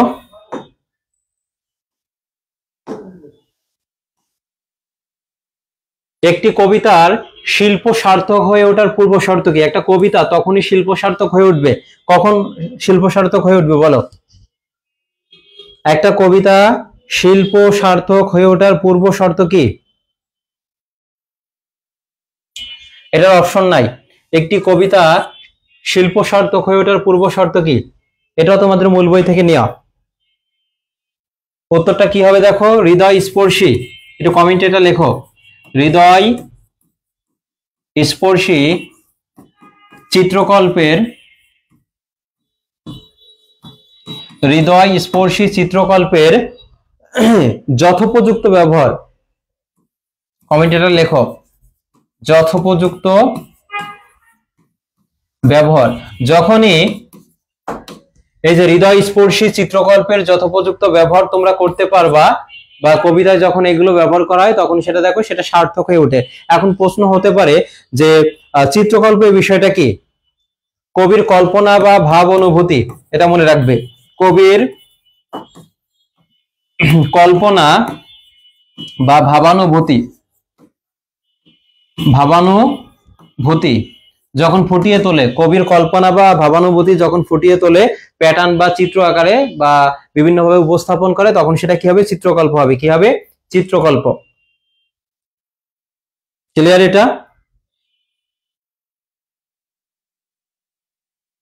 এটাকে উত্তর করতে পেরেছো?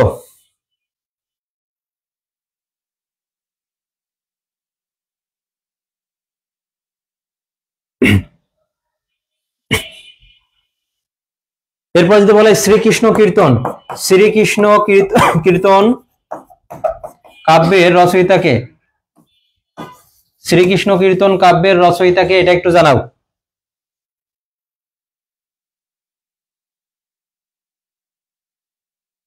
এবং এটা কত শতকে, এটা প্রশ্ন আসতে পারে, এটা কত শতকে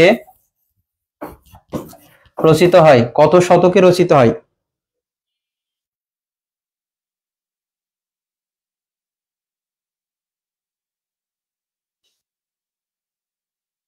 হৃদয়স্পর্শী বড়ু চণ্ডীদাস হবে। ধন্যবাদ রাফি তোমাকে। বড়ু চণ্ডীদাস, এবং এর আসল নাম ছিল হচ্ছে অনন্ত বড়ু। কি ছিল বলতো?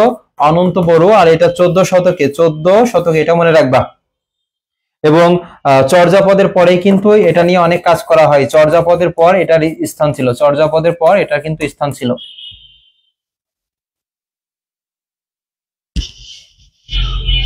একটি কবিতার শিল্প সার্থক হয়ে ওঠার পূর্ব শর্ত কি?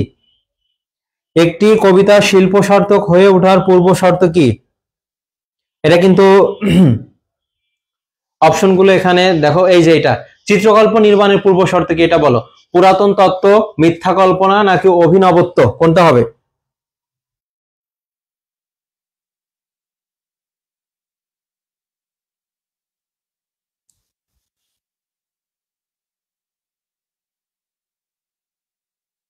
উত্তর করতে থাকো। আর এখান থেকে দেখো আরো কিছু প্রশ্ন। যদি বলে শ্রীকৃষ্ণ কীর্তন কাব্যের কয়টি খণ্ড ছিল, সেক্ষেত্রে মনে রাখবে 13টি খণ্ড। কয়টি খণ্ড? জাস্ট একটু মনে রাখো, এটা শ্রীকৃষ্ণ কীর্তন কাব্যের সমগ্র কাব্যটি কয়টি খণ্ডে বিভক্ত ছিল? 13টি খণ্ডে বিভক্ত ছিল, 13টি খণ্ডে।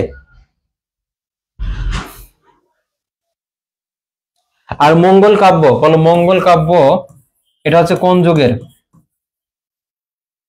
মঙ্গল কাব্য এটা কোন যুগের ছিল?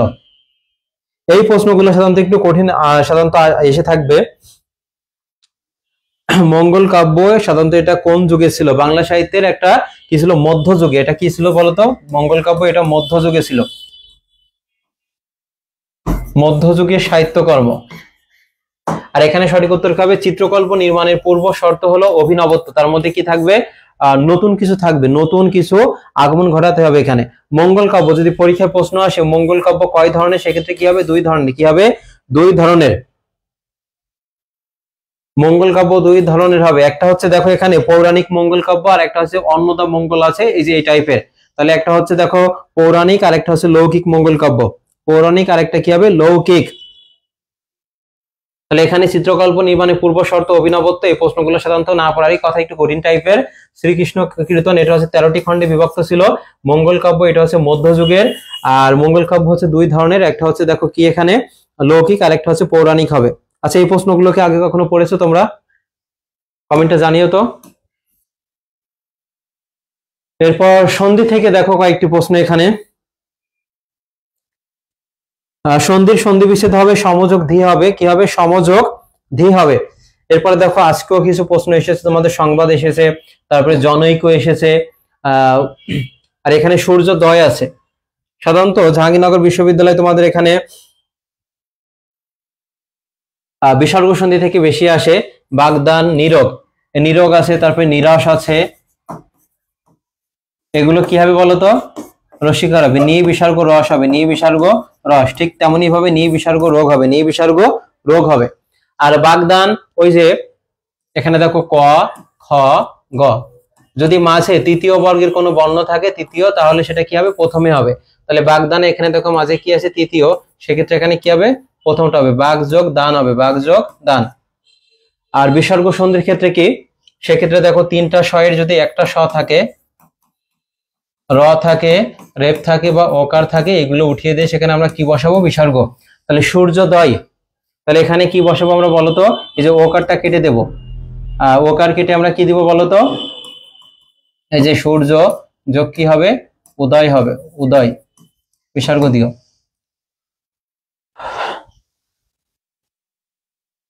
ভাইয়া এগুলো বিসিএস এর প্রশ্ন না, এগুলো তোমাদের পরীক্ষায় আসবে, যখন পরীক্ষার হলে বসবা বুঝতে পারবা, কিছু প্রশ্ন এমন থাকবে।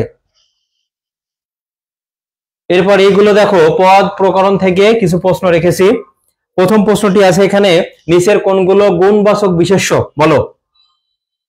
দেখো হুবুও কিন্তু কমন পড়েছে জগন্নাথ বিশ্ববিদ্যালয়ে, সেটা দেখো সেটা ছিল কোনটি, রূপবাচক বা বর্ণবাচক বিশেষণ। রূপবাচক বা বর্ণবাচক বিশেষণ একবার ক্লাস থেকে হুবুও কমন পড়েছিল। সেটা কি কি ছিল দেখো, সবুজ মাঠ, কালো মেঘ, লাল গোলাপ, যেগুলো দ্বারা রং নির্দেশ করে সেগুলো কি হবে, রূপ বা বর্ণবাচক বিশেষণ। কিন্তু এখানে আমি বলেছি নিচের কোনগুলো গুণবাচক বিশেষ্য, যেগুলো গুণ নির্দেশ করবে। এবার বলো, পরিবার, জনতা, সংঘ, দর্শন, ভোজন, শয়ন, কলম, চিনি, লবণ, সরলতা, সৌরভ, মনুষ্যত্ব, কোনটা হবে?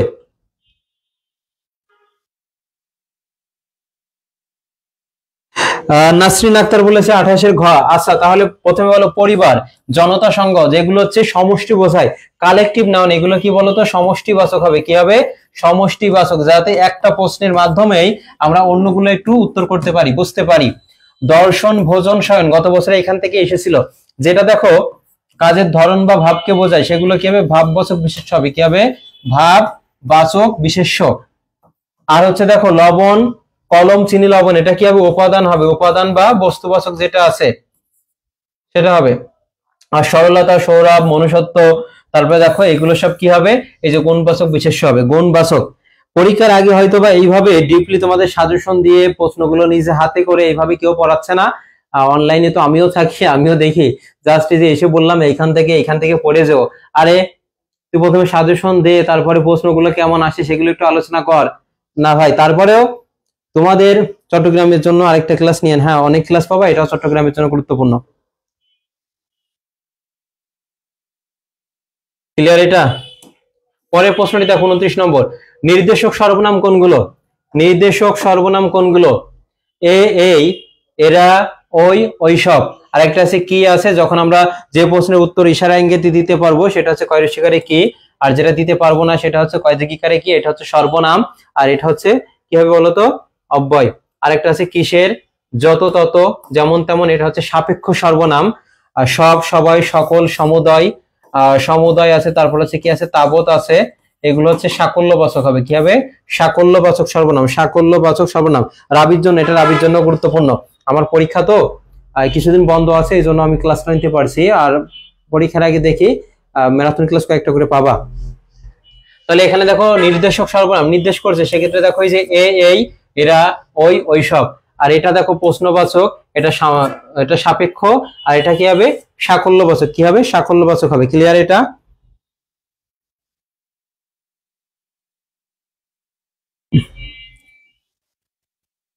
পরের প্রশ্নটি দেখো, ধীরে ধীরে বায়ু বয়, এখানে ধীরে ধীরে কোন পদ?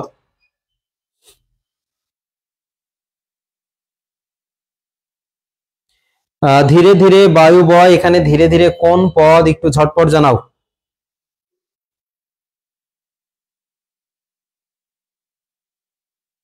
দেখি কি আগে উত্তর করতে পারে। বিশেষণ, বিশেষণ নাকি ক্রিয়া বিশেষণ হবে? তাহলে বায়ু বচ্ছে, বায়ু বয় একটা কাজ, কিন্তু কেমন ভাবে বসছে, যে কেমন ভাবে, সেক্ষেত্রে এটা কি হবে বলতো, ওই যে আমরা পড়েছি অ্যাডভার্ব অফ ম্যানার পড়েছি, প্লেস পড়েছি, আর একটা টাইম পড়েছি। তাহলে এগুলো কি হবে বলতো, এগুলো সব হচ্ছে তোমার ক্রিয়া বিশেষণ হবে, অর্থাৎ অ্যাডভার্ব হবে, অ্যাডভার্ব।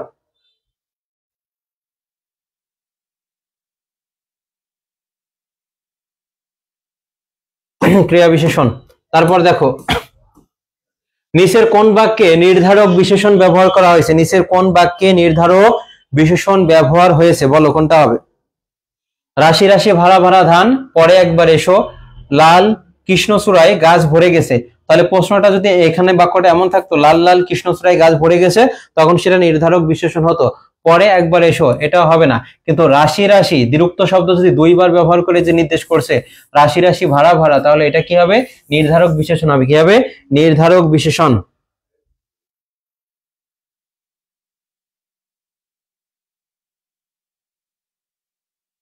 সঠিক উত্তর কি হবে? নির্ধারক বিশেষণ হবে। মাথার উপরে নীল আকাশ, এখানে বাক্যে অনুসর্গ কোনটা? মাথার উপরে নীল আকাশ, অনুসর্গ তো তোমরা জানো, যেটা হচ্ছে কি এটা হচ্ছে শব্দ, শব্দের পূর্বে কি বসে বলতো? এই যে উপসর্গ, আজকেও কিন্তু এটা এসেছে উপসর্গ। আর অনুসর্গ সেখানে কি, এই যে আগে, পরে, পাশে, মাঝে, মধ্যে, তারপর হচ্ছে বিনা, বদলে, এইগুলো হচ্ছে কি অনুসর্গ। সেখানে সংস্কৃত অনুসর্গ কোনগুলো, বিবর্তিত অনুসর্গ কোনগুলো, গত বছর এসেছে যাবিতে, নিচের কোনটি বিবর্তিত অনুসর্গ। আর এখানে দেখো উপরে, এটা কি হবে বলতো? এটা এই বাক্যে অনুসর্গ হচ্ছে উপরে হবে। তারপর দেখো পরের প্রশ্নটি, নিচের কোন বাক্যে সংস্কৃত উপসর্গের ব্যবহার হয়েছে? এটা বলো, নিচের কোন বাক্যে সংস্কৃত উপসর্গের ব্যবহার হয়েছে?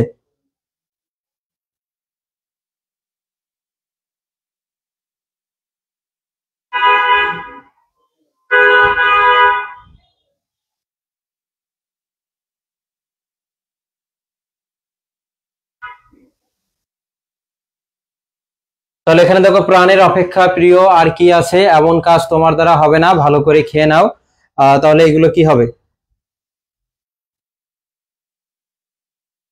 তাহলে সংস্কৃত উপসর্গ, সংস্কৃত শব্দ কিভাবে চিনবা? সেখানে যুক্তবর্ণ থাকতে পারে, রেফ থাকতে পারে, ফলা থাকতে পারে, দীর্ঘিকার থাকতে পারে। সেগুলো তাহলে এখানে দেখো, এই যে এমন কাজ তোমার দ্বারা হবে না, তারপরে আরেকটা আছে ভালো করে খেয়ে নাও। আর এখানে মোস্ট অ্যাপ্রোপ্রিয়েট, এই যে প্রাণের অপেক্ষা প্রিয় আর কি আছে, এটা কিন্তু সংস্কৃত উপসর্গই ব্যবহার হয়েছে, ক হবে এখানে।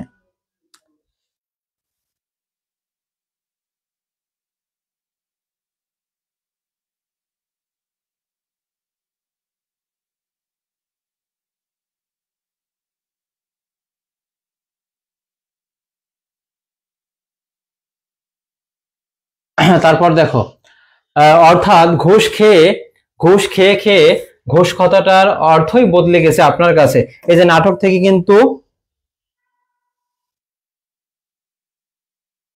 থেকে কিন্তু উক্তি আসবে, একটা বাক্য উঠিয়ে দিয়ে তোমাকে বলবে এটা কার উক্তি ছিল, মার্টিন, ওয়াটস, ড্রেক নাকি হলওয়েল? হ্যাঁ, অপেক্ষা তো অনুসর্গ হবে, হ্যাঁ অনুসর্গই হবে। ঘুষ খেয়ে, তারপর আজকে এসেছে যেমন সিরাজের পতন কে না চাই, এটা কিন্তু আজকে জগন্নাথে এসেছে, এটা হচ্ছে লুৎফার। তার হচ্ছে ঘসেটি বেগম, ঘসেটি বেগমের কিন্তু উক্তি ছিল সিরাজের পতন কে না চাই। তারপর আরেকটা এসেছে আজকে, যে সত্যি আমরা বাংলাকে বিক্রি করে দিচ্ছি না, তো এটা কার ছিল বলতো? মীর জাফরের উক্তি ছিল, মীর জাফরের উক্তি ছিল। আর এখানে সঠিক উত্তর কি হবে? মার্টিন হবে, মার্টিনের উক্তি ছিল। আর আজকেও এমন এসেছে যে অঙ্ক ছিল কয়টি? অঙ্ক ছিল 4টি, দৃশ্য ছিল 12টি। আর সিরাজ হচ্ছে স্বয়ং 8টা দৃশ্য উপস্থিত ছিল। এবং তৃতীয় নম্বর যে হচ্ছে অঙ্ক রয়েছে, সেখানে দৃশ্য সংখ্যা বেশি ছিল, তৃতীয় অঙ্কে দৃশ্য সংখ্যা বেশি ছিল। প্রথম উক্তিটি ছিল ক্যাপ্টেন ক্লেটনের, শেষ উক্তি ছিল মুহাম্মদ বেগের।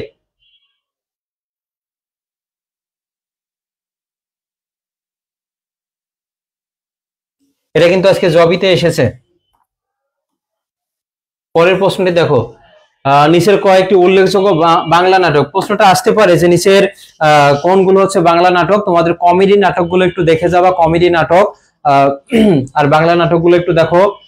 এখানে দেখো, রাম নারায়ণ তর্করত্নের কুলীন কুল সর্বস্ব, এটা হচ্ছে বাংলা নাটক। মধুসূদন দত্তের কৃষ্ণকুমারী, এটা হচ্ছে কি বাংলা নাটক। এরপরে দেখো, দীনবন্ধু মিত্রের নীল দর্পণ বা নীল দর্পণ কার নাটক? এটা আসতে পারে দীনবন্ধু মিত্র। রবীন্দ্রনাথ ঠাকুরের বিসর্জন, এটা কি হবে বলতো? বাংলা নাটক হবে। তোমাদের সি ইউনিটে এসেছে কোনটি হচ্ছে কমেডি ধরনের নাটক, কমেডি। এই দুই একটা প্রশ্ন যদি তুমি না পারো, সেক্ষেত্রে উত্তর না করাই ভালো, কারণ কঠিন মানে সকলের জন্যই কঠিন। তাহলে এখানে দেখো, রাম নারায়ণ তর্করত্নের কুলীন কুল সর্বস্ব, মধুসূদন দত্তের কৃষ্ণকুমারী, দীনবন্ধু মিত্রের নীল দর্পণ, আর রবীন্দ্রনাথ ঠাকুরের কি হবে? বিসর্জন হবে। কি হবে? বিসর্জন।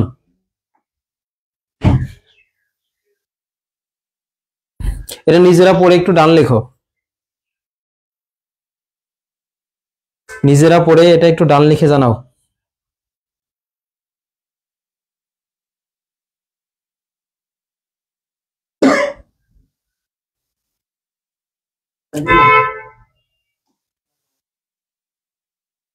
নেমেসিস কোন ধরনের রচনা? নাটক, উপন্যাস, গল্প নাকি কবিতা? নেমেসিস কোন ধরনের রচনা?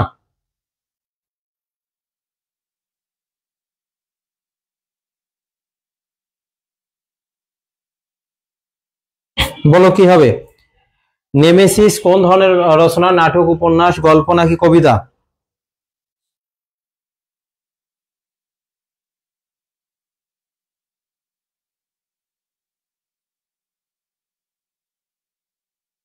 সঠিক উত্তর এখানে কি হবে বলো তো? নাটক হবে। সঠিক উত্তর এখানে কি হবে? নাটক হবে, নাটক।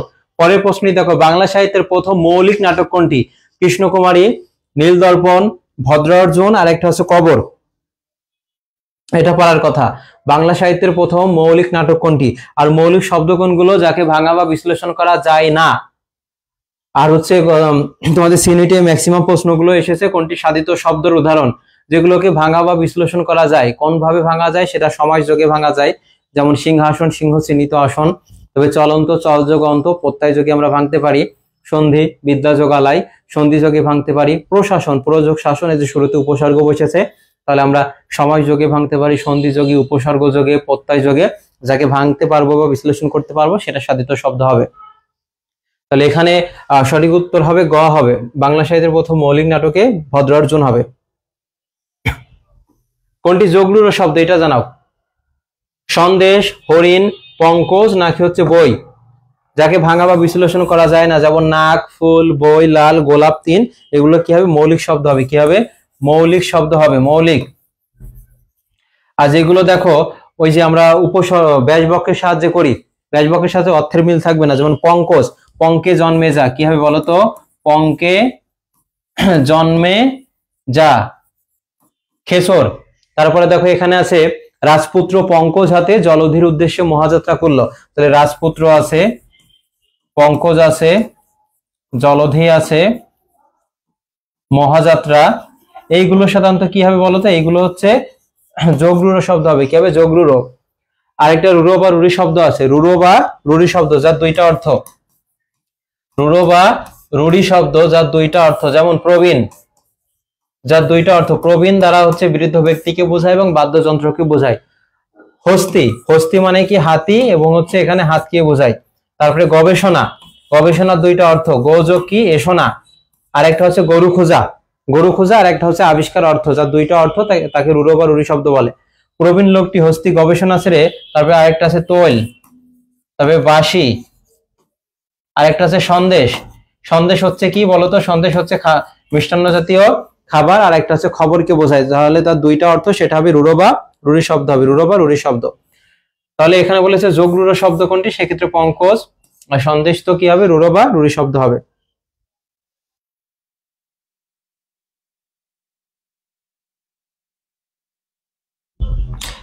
আমরা 245 জন এখন ক্লাসটিতে আছি।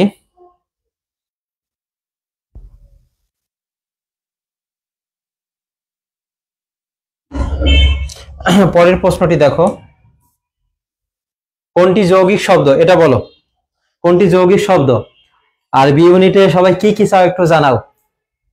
চকলেট দিলে হবে নাকি? আর চান্স পাইলে তো একেবারে, চান্স পাইলে জাহাঙ্গীরনগরের যে ভত্তা বাড়ি আছে সবগুলো তোমাদেরকে লিখে দেওয়া হবে, বুঝছো? চান্স পাও, আর চান্স পাইলেই তোমাদেরকে আমি ওই দিনে সুলতান ডাইন্সে নিয়ে যাব। যাও, এর জন্য ভাই প্রচুর পরিমাণে পড়াশোনা কর, চান্স পা। একটা সিট অনেক দরকার তোদের, অনেক পরিশ্রম করছিস তোরা। তোদের সাথে অনেক শাকিল খান, সালাম জানিয়েছে, ওয়ালাইকুম আসসালাম। তোমাদের মা বাবাও অনেকে পাশে ক্লাস করে, বসে ক্লাস, আন্টিরা যারা আছেন তারাও অনেক পরিশ্রম করেছেন। সকলের জন্য শুভকামনা রইল, ইনশাল্লাহ ভালো কিছু হবে। সিউনিটো দিবা রাফি। রাফি, তুমি তো চট্টগ্রামের। বলো, কোনটি যোগরূঢ় শব্দ যার ব্যুৎপত্তি ও ব্যবহারিক অর্থ এক? ব্যুৎপত্তি বানানটা কিন্তু গুরুত্বপূর্ণ। যার ব্যুৎপত্তি ও ব্যবহারিক,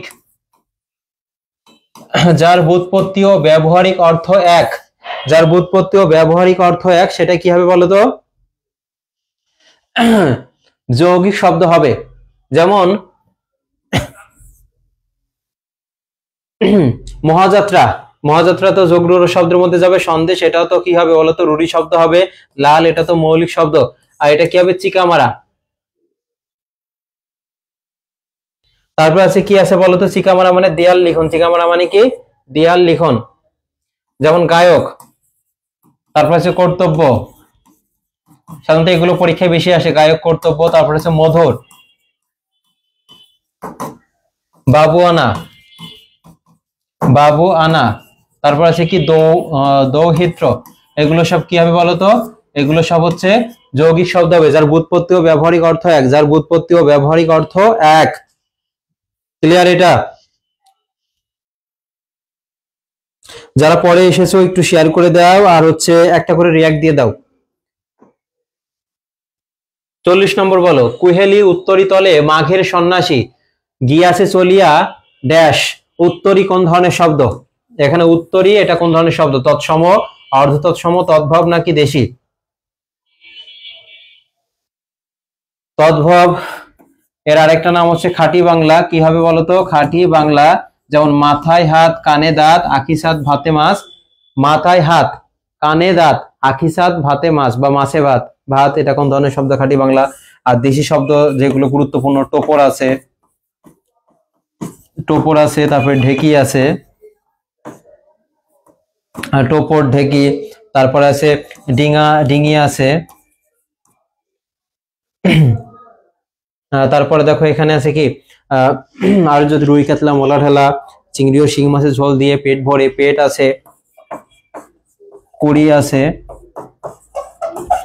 20 টাকার ভাত খেয়ে মাঠে যায়, মাঠ থেকে ট্যাপারি ভরে ঝিঙ্গে, উচ্ছে, থানকুনি, করলা, ধুন্দল ইত্যাদি নিয়ে। সাধারণত এগুলো একটু গুরুত্বপূর্ণ। যেমন আজকে এসেছে হরতাল, তোমরা একটু জানাও তো হরতাল এটা কোন ভাষার শব্দ? হরতাল এটা আজকে এসেছে জগন্নাথে। তাহলে এখানে তৎসম হবে, কি হবে? তৎসম। আর অর্ধ তৎসম কোনগুলো? এই যে জ্যোৎস্না, জ্যোৎস্না, তারপরে হচ্ছে দেখো গিন্নি, তারপরে দেখো সুরুজ, সুরুজ, সুরুজ এটা কি হবে বলতো? সুরুজ এটা অর্ধ তৎসম। কিন্তু যদি বলা হয় যে সূর্য, সূর্য, তখন সেটা কিন্তু অর্ধ তৎসম হবে না, তৎসমের মধ্যে যাবে। এটা তৎসম মানে কি? তৎ মানে তার, সম মানে সমান, সংস্কৃতে সমান। জ্যোৎস্না, গিন্নি, তারপরে সুরুজ। তারপরে দেখো স্বামী থেকে আছে স্বামী। তারপরে দেখো শ্রাদ্ধ, শ্রাদ্ধ এটা হচ্ছে অর্ধ তৎসম। কিন্তু শ্রাদ্ধ যখন এই বানানটা থাকবে তখন সেটা কিন্তু আর অর্ধ তৎসম হবে না। টোপর, ঢেকি, পেট, কুড়ি, কয়লা, কালো, এগুলো সব হচ্ছে কি হবে বলতো? এগুলো সব হচ্ছে তোমার দেশি শব্দ হবে। কি হবে? দেশি শব্দ। আর যারা শেয়ার করেছো, আমার আইডি তো আছে, আমার আইডিতে নক দিও, আমি তোমাদেরকে ক্লাসের সম্পূর্ণ যেটা আছে সেটা দিয়ে দিব। অবশ্যই শেয়ার করতে হবে। এখনো আমরা আছি 234 জন মতো আছি। পরের প্রশ্নটি, নিচের কোন শব্দে ক্ষুদ্র অর্থে ব্যবহৃত হয়নি? উপসর্গ থেকে সাধারণত সি ইউনিটে, সি অন ইউনিটে প্রশ্ন আসে, বিউতে থাকে। আজকেও কিন্তু তোমাদের জগন্নাথেও ছিল যে নিচের কোনটিতে উপসর্গ ব্যবহার করা হয়নি। যেমন ঘ নম্বর অপশনে ছিল পঙ্কজ। কি ছিল? পঙ্কজ। এই পঙ্কজে কিন্তু কোনো উপসর্গ ব্যবহৃত হয়নি। ঠিক তেমনি ভাবে এখানে দেখো কোনটিতে হচ্ছে ক্ষুদ্র উপসর্গ ব্যবহার হয়নি। আমরা যদি বলি নেতা, নেতার আগে যদি এই যে উপ ব্যবহার করা হয়, উপনেতা, সেক্ষেত্রে ক্ষুদ্র অর্থে ব্যবহার করা হয়।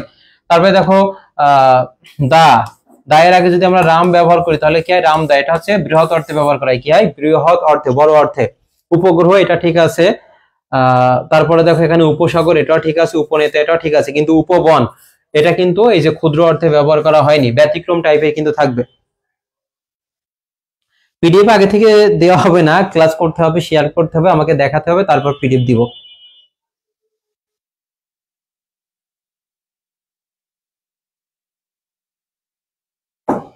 তাহলে এখানে কি হবে? উপবন হবে। উপনেতা, দেখো নেতার আগে উপ ব্যবহার করেছিল, এটা কিন্তু ব্যবহার করেছে। গ্রহের আগে উপ, এটা ক্ষুদ্র অর্থ। উপসাগর এটা ক্ষুদ্র অর্থ, কিন্তু উপবনে কিন্তু ক্ষুদ্র অর্থ ব্যবহার করা হয়নি। তারপর দেখো হর রোজ, হর কিসিম, হর হামেশা। হর হামেশা এখানে হর কোন ধরনের, কোন অর্থে ব্যবহার করা হয়েছে? তোমরা আগে আমাকে বলো যে হর এটা কোন ধরনের উপসর্গ, কোন ধরনের উপসর্গ, তারপর বলবা এটা কোন অর্থ। দেখো নিমরাজি এটা কিন্তু আসে পরীক্ষায়। নিমরাজি শব্দের নিম এটা কোন ধরনের উপসর্গ বা কোন অর্থে ব্যবহার করা হয়েছে?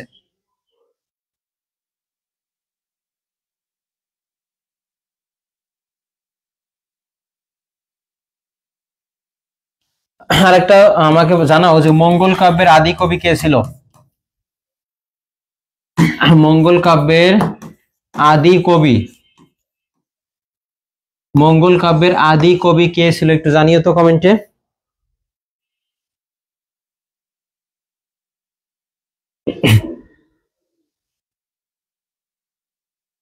তারপর হচ্ছে বাল্মীকি, বাল্মীকি বানানটাও গুরুত্বপূর্ণ, এবং এর রচয়িতা কে সেটা একটু জানাবা।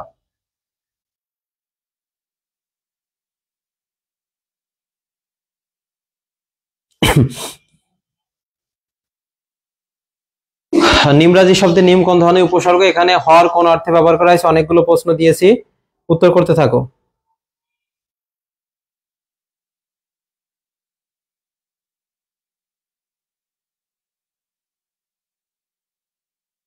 প্রতিটি প্রশ্ন তো প্রতিটি ক্লাসই তোমাদের জন্য গুরুত্বপূর্ণ।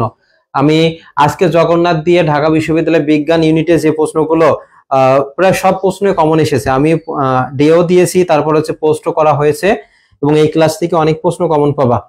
নিমরাজি অর্ধেক, আর এখানে কি হবে বলতো, প্রত্যেক অর্থে, কোন অর্থে ব্যবহার করা হয়েছে, প্রত্যেক অর্থে ব্যবহার করা হয়েছে। আর মঙ্গল কাব্যের আদি কবি যদি বলা হয় মঙ্গল কাব্যের আদি কবি, সেটা কি হবে, কানা কানা হরিদত্ত। কি হবে, কানা হরিদত্ত,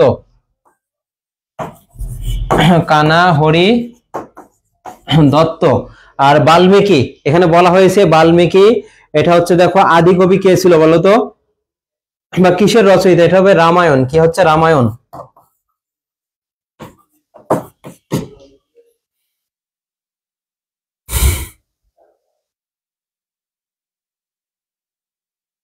এরপর আরেকটা জানো, পদ্মাবতী, পদ্মাবতী এর রচয়িতাকে, পদ্মাবতী এর রচয়িতাকে সেটা একটু জানিয়ে দিও।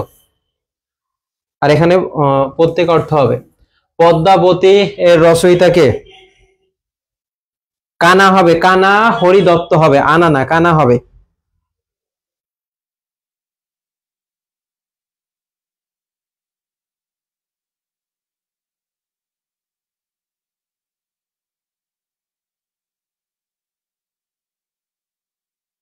তারপরের প্রশ্নটি দেখো, এখানে বলা হয়েছে পদ্মাবতী আলাল, ধন্যবাদ, যতই পরিশ্রম করবে ততই ফল পাবে। তাহলে যত তত, এটা হচ্ছে সাপেক্ষ সর্বনাম, আর সাপেক্ষ সর্বনাম থাকলে সেটা কি হবে, জটিল বাক্য হবে। কি হবে, জটিল বাক্য। আর সরল বাক্যের মধ্যে সেখানে কোনো সাপেক্ষ সর্বনামও থাকবে না, কোনো হচ্ছে যোজকও থাকবে না। তাহলে বলো তো, যতই পরিশ্রম করবে ততই সফল হবে, এটা হচ্ছে যৌগিক রূপ কি হবে, এটা যৌগিক রূপ কি হবে সেটা একটু জানাও। যতই পরিশ্রম করবে ততই ফল পাবে, এর হচ্ছে যৌগিক রূপ অর্থাৎ কম্পাউন্ড সেন্টেন্স কি হবে। পূজা রয়, তুমি কি ইউনিটে পরীক্ষা দিবা?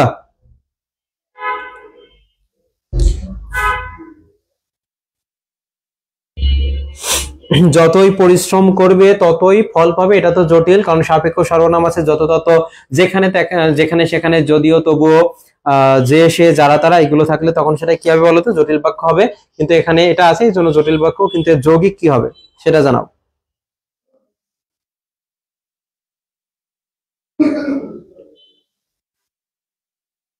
ভাই রুরো আর যোগ রুরো শব্দ দুটো একটু বুঝিয়ে দিন স্বাধীন আহমেদ। আর আরেকবার বলেছি, রুরো শব্দ হচ্ছে তোমার যেটা দুইটা অর্থ বোঝাবে রুরো শব্দ, যেমন সন্দেশ দ্বারা মিষ্টান্ন জাতীয় খাবারও বোঝায়, আর এটা দ্বারা খবরকেও বোঝায়। গবেষণা দুইটা অর্থ, গোযোগেষণা, দেখো গোযোগেষণা এটা গরু খোঁজা, আর গবেষণা আরেকটা অর্থ হচ্ছে এখানে আবিষ্কার অর্থ।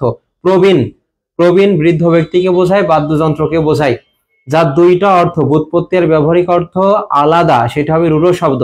আর যোগ রূঢ় শব্দ যেটা হচ্ছে সমাসের সাহায্যে তোমরা নির্ণয় করতে পারো, যেমন পঙ্কজ, পঙ্কে জন্মে যা, রাজপুত্র, রাজার পুত্র, জলদ, জল দেয় যে, এই যে ব্যাস বাক্যের সাহায্যে যেগুলো তুমি বের করতে পারছো, এটা হবে যোগ রূঢ় শব্দ। কি হবে, যোগ রূঢ় শব্দ। পরিশ্রম করো কমা ফল পাবে, ধন্যবাদ, পরিশ্রম করলে তবে ফল পাবে, ধন্যবাদ বৈশাখী চৌধুরী সর্বর্ণ। পরের বাক্যটি, কোনটি করণ কারকের সপ্তমী বিভক্তির উদাহরণ? করণ কারকের সপ্তমী বিভক্তি, যেগুলো যন্ত্র বা উপকরণ বোঝাবে, যন্ত্র বা উপকরণ বোঝাবে, মাধ্যম বোঝাবে, সেটা কি হবে বলতো, করণ কারক হবে। ছাদ থেকে পানি পড়ে, এটা দেখো ছাদ থেকে পানি পড়ছে, অর্থাৎ দেখো ছাদের কোথাও ফাটল আছে, ফাটল দিয়ে চুয়ে চুয়ে পানি নিচে পড়ছে, সম্পর্ক পায় না, সেক্ষেত্রে এটা অপাদান হবে। অনেক আগেও পড়িয়েছি অনেক। শিকারী বিড়াল গোপে চেনা যায়, আমরা জানি এই যে বিভক্তিগুলো একটু মনে রাখবা, কারণ যদি তৎপুরুষ সমাস থেকে প্রশ্ন আসে, প্রথমা সেটা কি হবে বলতো, শূন্য হবে। কি হবে, শূন্য, কোনো বিভক্তি নাই। দ্বিতীয় বিভক্তি কোনগুলো হবে, কে রে, ব্যাপিয়া আছে। তৃতীয়া, এটা কি হবে, দ্বারা দিয়া কর্তৃক, দ্বারা দিয়া কর্তৃক হবে। চতুর্থী কি হবে বলতো, কারো কোনো প্রশ্ন থাকলে কমেন্টে জানা, আমি সলভ করে দিব। চতুর্থী কি হবে? কে রে জন্য নিমিত্ত, কে রে জন্য নিমিত্ত। এবং এখানে একটা লেখা হবে ব্যাপিয়া, যেমন চিরসুখী, চিরকাল ব্যাপিয়া সুখী। পঞ্চমী কি হবে বলতো? পঞ্চমী, পঞ্চমী থেকে আজকেও এসেছে।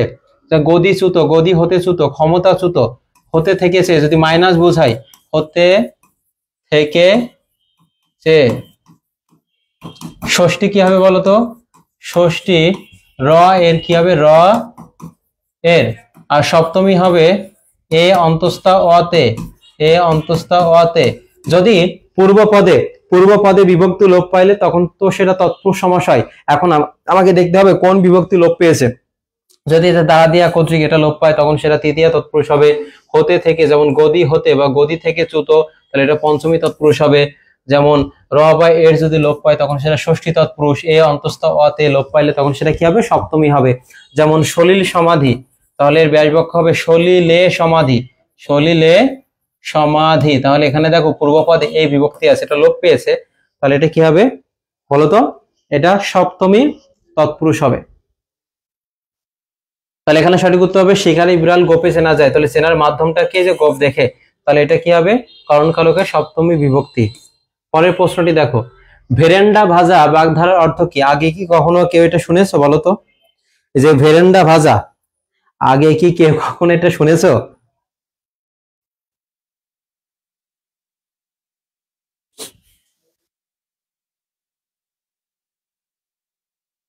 ভেরেন্ডা ভাজা, এটার এই বাগধারাটির অর্থ কি? অকাজে থাকা, অপদার্থ নাকি পরিপাটি? অপদার্থ, এটা যদি বলা হয় অকাল কোষপণ্ড, আমি লিখে দিচ্ছি দেখো, অকাল কুষ্মাণ্ড, তখন সেটা আমরা উত্তর করতাম অপদার্থ। এরপরে রয়েছে পরিপাটি, পরিপাটি এটা কি হবে বলতো? কেতা দুরস্ত, পরিপাটি কেতা দুরস্ত। আমি অপশনগুলো এইভাবে সাজিয়েছি যাতে বাদ বাকিগুলো আমি একটু ব্যাখ্যা দিতে পারি। কেতা দুরস্ত এটা কি হবে? পরিপাটি। কিন্তু এখানে দেখো ভেরেন্ডা ভাজা, ভেরেন্ডা ভাজা এটা কি? অকেজ, এটা হবে কি বলতো?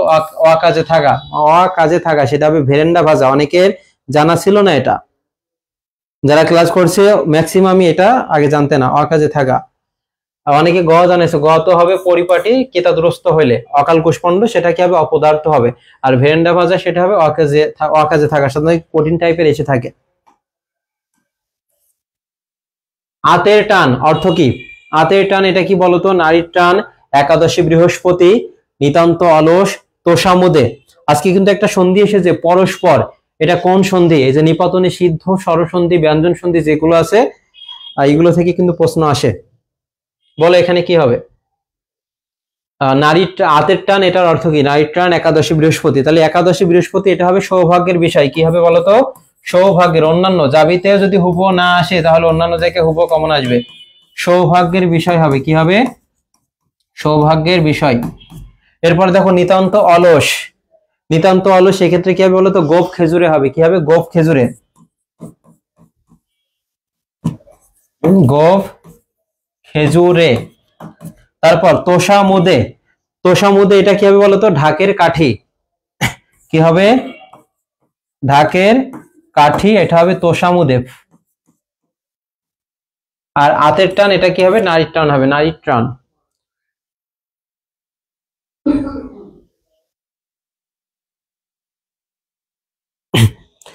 তোমরা কতটুকু উপকৃত হচ্ছ আমি জানি না, কিন্তু তোমাদের জন্য আমার অনেক কষ্ট করতে হয়েছে। গতকাল রাত 3টা পর্যন্ত তোমাদের এই প্রশ্নগুলো হাতে টাইপ করতে হয়েছে আমাকে বাছাই করে করে। তারপর তোমাদের আজকে সকালেও আমার 6:30টার সময় উঠতে হয়েছে। তোমাদের জন্য অনেক পরিশ্রম করেছি। তোমরা তোমাদের এগুলো মানে স্বীকার করতেই হবে। আর আমার এই পরিস্থিতিতে সাধারণত আসলে ক্লাস নিয়ে ওইভাবে যায় না, কিন্তু আমি একা থাকলে আমি খুবই মানে কষ্ট লাগছে। এই জন্য তোমাদের মানে কাজের মধ্যে আছি, যাতে আমি ওই আহ, মানে করুণ কাহিনীটা যাতে হচ্ছে আমার মনে ওইভাবে না আসে। তারপরে এসে যাচ্ছে, খারাপ লাগছে খুবই। দোয়া করবে আমার জন্য।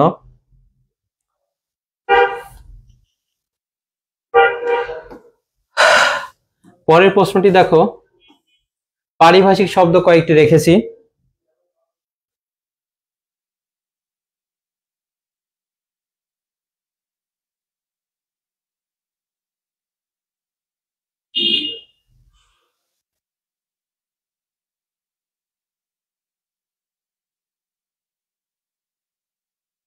আমি সাধারণত তোমাদের মধ্যে আছি বলে ওইভাবে কিছু হচ্ছে মানে বুঝতে পারছো, কিন্তু যখন একা থাকছি তখন হচ্ছে আমি মেনে নিতে পারছি না, মানে পুরাটাই অপ্রত্যাশিত। আর প্রতিটা সন্তান তার হচ্ছে পিতামাতার জন্য যখনই কিছু আমি ওইভাবে গেলাম আর কি, কিছু তাদের জন্য কিছু করব আর কি, তখনই কিন্তু তাদেরকে মানে তাকে হারিয়েছি। এটা আসলে মেনে নেওয়া যায় না, খুবই কষ্ট আমারও লাগছে। তারপরেও আহ জীবন তো এটাই, মেনে নিতে হবে। আমার জন্য দোয়া করো, আমার বাবার জন্য দোয়া করবে। আচ্ছা, দেখো এরপরে অ্যালিগরি, তারপরে ক্যাবিনেট। আজকে কিন্তু এটা জগন্নাথ, এই প্রশ্ন কিন্তু আমি গতকাল সাজিয়েছি, হ্যাঁ। তারপরে কিন্তু যদি গতকাল আমি ক্লাসটা নিতাম তাহলে যারা জগন্নাথে পরীক্ষা দিতে তাদের এইগুলো কমন আসতো। আজকে কিন্তু ক্যাবিনেট, এটা কিন্তু জগন্নাথে এসেছে। অ্যালিগরি এটা কি হবে বলতো? ইমাগরি, ইমাগেরি এটা হচ্ছে জাবিতে ইউনিটে এসেছে, সেটা চিত্রকল্প হবে। কি হবে? চিত্রকল্প। আর অ্যালিগরি এটা কি হবে বলতো? আমি লিখছি, তুমি আমার সাথে একটু লেখো তোমরা। রূপক হবে। কি হবে? রূপক। বা যদি মেটাফর বলা হতো তখন কিন্তু সেটা হতো। ক্যাবিনেট এটা পারার কথা, এটা তোমরা নিজেরাই করবা। আর্ট, আর্ট যেহেতু সি অন ইউনিটে পরীক্ষা, এই জন্য চারুকলা, এই ক্ষেত্রে আমি এটা দিয়েছি চারুকলা বা ললিত কলা। চারুকলা বা ললিত কলা। এরপর দেখো আরেকটা আছে কি, ডায়াগ্রাম। ডায়াগ্রাম আছে, এটা কি হবে? নকশা বা রেখাচিত্র। নকশা, নকশা বা রেখাচিত্র হবে। ক্যাবিনেট নিজেরা জানাবে এটা। ইন্টারিম, ইন্টারিম এটা কি হবে বলতো? অন্তর্বর্তীকালীন। কি হবে? অন্তর্বর্তীকালীন। জুরিস প্রুডেন্স এটা হবে কি? আইন শাস্ত্র হবে। কি হবে? এর পারিভাষিক হবে কি? আইন শাস্ত্র।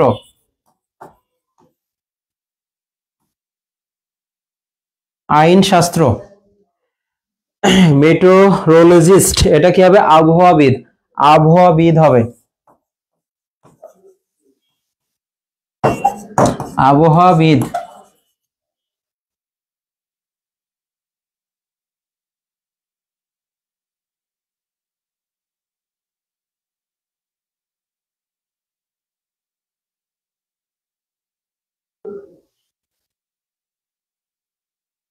দেখো আমি চাইলে হচ্ছে জাস্ট বলে দিতে পারতাম এই টপিক গুলো একটু জাস্ট পড়ে যাও, কারণ ওই টপিক গুলো তো আমিও বলে দিতে পারবো যে এগুলো এখান থেকে প্রশ্ন আসবে। তা আমি প্রথমে টপিক গুলো বলেছি এবং ওই টপিক গুলো থেকে সম্ভাব্য প্রশ্নগুলো আমি রেখেছি। কারণ আমিও বুঝি যে স্টুডেন্টটা কতটা মানে ট্রমার মধ্য দিয়ে যাচ্ছে, কারণ ইউনিট পরীক্ষা এভাবে আসানোর পায়নি। কারণ অনেক 1 বছর ধরে যারা সেকেন্ড টাইমার তারা অনেক ধকল কিন্তু সহ্য করতে হয় তাদেরকে। আর এখানে 2,64,000 জনের মধ্যে মাত্র সিট 1800। এটা শুধুমাত্র মেধাবী দিয়ে হবে না, অনেকটা ভাগ্য এখানে আছে। আর এখানে কি হবে? মন্ত্রী পরিষদ হবে। ক্যাবিনেট এটা কি হবে? মন্ত্রী পরিষদ। আর মন্ত্রী পরিষদ যেহেতু এখানে দেখো পরিষদ যুক্ত হচ্ছে, এই জন্য পূর্বে কি হবে বলতো? দীর্ঘ রস্বীকার হবে। কি হবে? রস্বীকার হবে। আর আরেকটা রয়েছে, দেখো এটা পারবা না আমি জানি।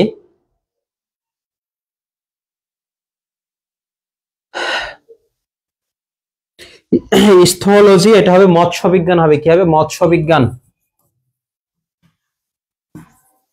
মৎস্য বিজ্ঞান। জুরিস ডিকশন এটা কি হবে বলতো? জুরিস ডিকশন এটা হবে এখতিয়ার হবে। কি হবে? এখতিয়ার। অনেকে বলে না আমার বিষয়ে কোনো কথা বলা তোমার এখতিয়ার নাই, সেক্ষেত্রে দেখো এখানে জুরিস ডিকশন। আর আছে ল্যান্ডস্কেপ, আছে ল্যান্ডস্কেপ এটা হবে ভূদৃশ্য। কি হবে? ভূদৃশ্য।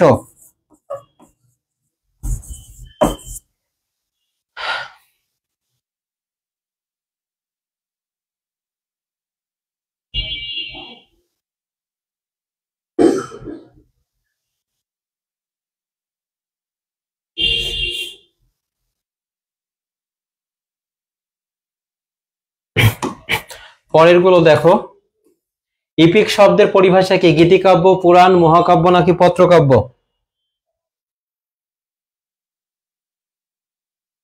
ভাইয়া তৎপুরুষ আর বহুব্রীহি সমাসের প্রকারভেদ। তৎপুরুষ সমাসে বললাম তো, তুমি কোথায় ছিলে তখন? পূর্বপদে যদি কোনো বিভক্তি লোপ পায় তখন সেটা তৎপুরুষ সমাস হবে। এখন আমাকে দেখতে হবে যে কোন বিভক্তিগুলো লোপ পেয়েছে। যদি বলা হয় এখানে যে কলা বেচা, সাধারণত যদি কোনো কাজ করা বোঝায় তাহলে সেটা কি হবে, দ্বিতীয় তৎপুরুষ। যেমন কলা কে বেচা, সেখানে কি আছে দেখো, কে আছে, তাহলে এই বিভক্তিটা দেখো কলা বেচার মধ্যে নাই, তাহলে যে পূর্ব পদ থেকে কে বিভক্তিটা লোপ পেয়েছে, এটা হবে কি, দ্বিতীয়া। ঠিক তেমনই হবে চির সুন্দর বা চির সুখী, চিরকাল ব্যাপিয়া সুখী। মন গড়া, মন দ্বারা গড়া, দ্বারা দেয়া কর্তৃক, এটা তৃতীয়া বিভক্তি, এটা যদি লোপ পাই তাহলে সেটা তৃতীয় তৎপুরুষ হবে। আর নিঃস্বার্থ হবে দান, তবে ভক্তি সেবা এগুলো বোঝালে চতুর্থী তৎপুরুষ হবে। যেমন তোমাকে দেখো গুরু ভক্তি, গুরুকে ভক্তি। আর পঞ্চমী যেগুলো মাইনাস বোঝাবে, মাইনাস সম্পর্কে, যেমন স্কুল পালানো, স্কুল হতে পালানো, তারপরে ক্ষমতাচ্যুত, ক্ষমতা থেকে চ্যুত, বিদেশ বলা হয়, বিদেশ হতে আগত এইভাবে বলা হয়, বিদেশ পলাতক বা জেল পলাতক বলা হয়, দেশভঙ্গ বলা হয়, দেশকে ভঙ্গ, এগুলো সাধারণত কি হবে, সম্পর্ক মাইনাস বোঝালে সেটা পঞ্চমী তৎপুরুষ হবে। আর বহুব্রীহি সময় সেটা হবে কি বলতো, পূর্বপদ পরপদ কোনোটার অর্থ বোঝাবে না, তৃতীয় একটা পদ আসবে, সে তৃতীয় পদের অর্থ বোঝাবে। আর বহুব্রীহি পদের মধ্যে, সমাসের মধ্যে বহুব্রীহি হচ্ছে ব্যতিহার বহুব্রীহি আছে, যেটা পারস্পরিক ক্রিয়া প্রতিক্রিয়ার ফলে সংঘটিত হয়, কানাকানি, মারামারি, চোলাচলি, এগুলো কি হবে বলতো, ব্যতিহার বহুব্রীহি হবে। আর এখানে কি হবে, এপিক, এটা মহাকাব্য হবে, কি হবে, মহাকাব্য। তারপর কোন গুচ্ছ তরঙ্গ এর সমার্থক শব্দ, কোন গুচ্ছ তরঙ্গ এর সমার্থক শব্দ, এটা বলো।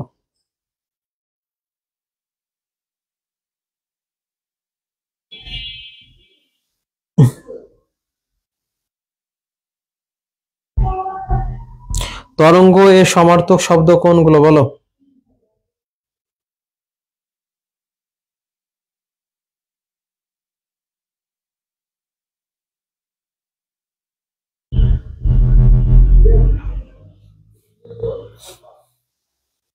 এখানে বাকিগুলো আমাকে দেখতে হবে, শস্যধরা আছে, নিশাকর আছে। শস্যধরা একটা কি, নিশাকর, এটা হচ্ছে চন্দ্র এর সমার্থক শব্দ, চন্দ্র এর সমার্থক শব্দ কি দেখো, এই যে শস্যধর, আর একটা হচ্ছে নিশাকর। অর্ণব বা সিন্ধু, অর্ণব বা সিন্ধু এটা কি, সমুদ্র, সমুদ্র এর সমার্থক শব্দ। তারপর পাবক আর শিখা, এটা হচ্ছে আগুন বা অগ্নি এর সমার্থক শব্দ, আগুন বা অগ্নি এর সমার্থক শব্দ। আর লহরী আর একটা হচ্ছে হিল্লোল, এটা হচ্ছে কি বলতো, এইটা তরঙ্গ এর সমার্থক শব্দ।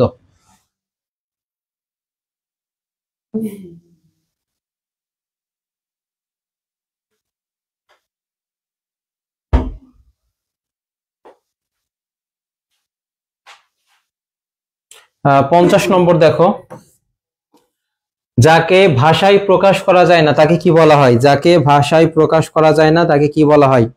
আজকে কিন্তু এটা এসেছে যে ইতিহাস বেত্তা জগন্নাথে এসেছে, এটা কি হবে বলতো, ইতিহাস বিষয়ে অভিজ্ঞ যিনি, ইতিহাস বিষয়ে অভিজ্ঞ যিনি। আর অপরাহ্ন, পূর্বাহ্ন আছে, মধ্যাহ্ন আছে, অপরাহ্ন আছে, এটা হচ্ছে দিনের শেষ ভাগ, দিনের শেষ ভাগকে বোঝায়।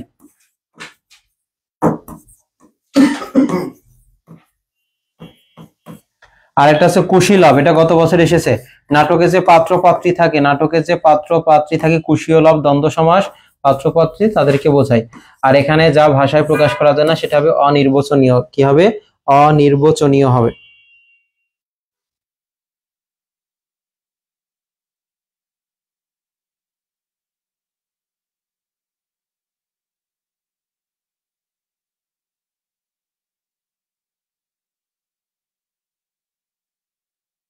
আজকে এই 50টি প্রশ্নই ছিল। আহ তোমরা এই ক্লাসটা পুনরায় আবার দেখবা, আর যারা শেয়ার করেছো তারা আমাকে নক দিও, আমি পিডিএফটা দেওয়ার চেষ্টা করব, বা আমাদের পেজে নক দিলেও পেয়ে যাবে। আর প্রতিনিয়ত ক্লাসগুলো হচ্ছে, এরপরে তোমাদের রাজশাহী বিশ্ববিদ্যালয়, চট্টগ্রাম, তারপর হচ্ছে তোমাদের গুচ্ছভুক্ত যে বিশ্ববিদ্যালয়গুলো রয়েছে তার জন্য ধারাবাহিকভাবে ক্লাসগুলো হবে, পরীক্ষা হবে। এবং শেষ মুহূর্তে যে কোনো সমস্যা বা যে কোনো কিছু জানার থাকলে আমাদের পেজে নক করবে, এবং যারা পরবর্তীতে ক্লাসটি দেখবে নিজেদের টাইমলাইন একটু শেয়ার করে রাখবে। আর 17 তারিখে আমরা শহীদ মিনারে, জাহাঙ্গীরনগর বিশ্ববিদ্যালয় শহীদ মিনারের পাশেই থাকবো। আশা করি ভালোভাবে পরীক্ষা দিবে এবং মানে ভালো একটা মিথস্ক্রিয়া আমাদের মধ্যে হবে। আজকে ক্লাসটি এ পর্যন্তই, সবাই ভালো থাকো, দেখা হবে বিজয়।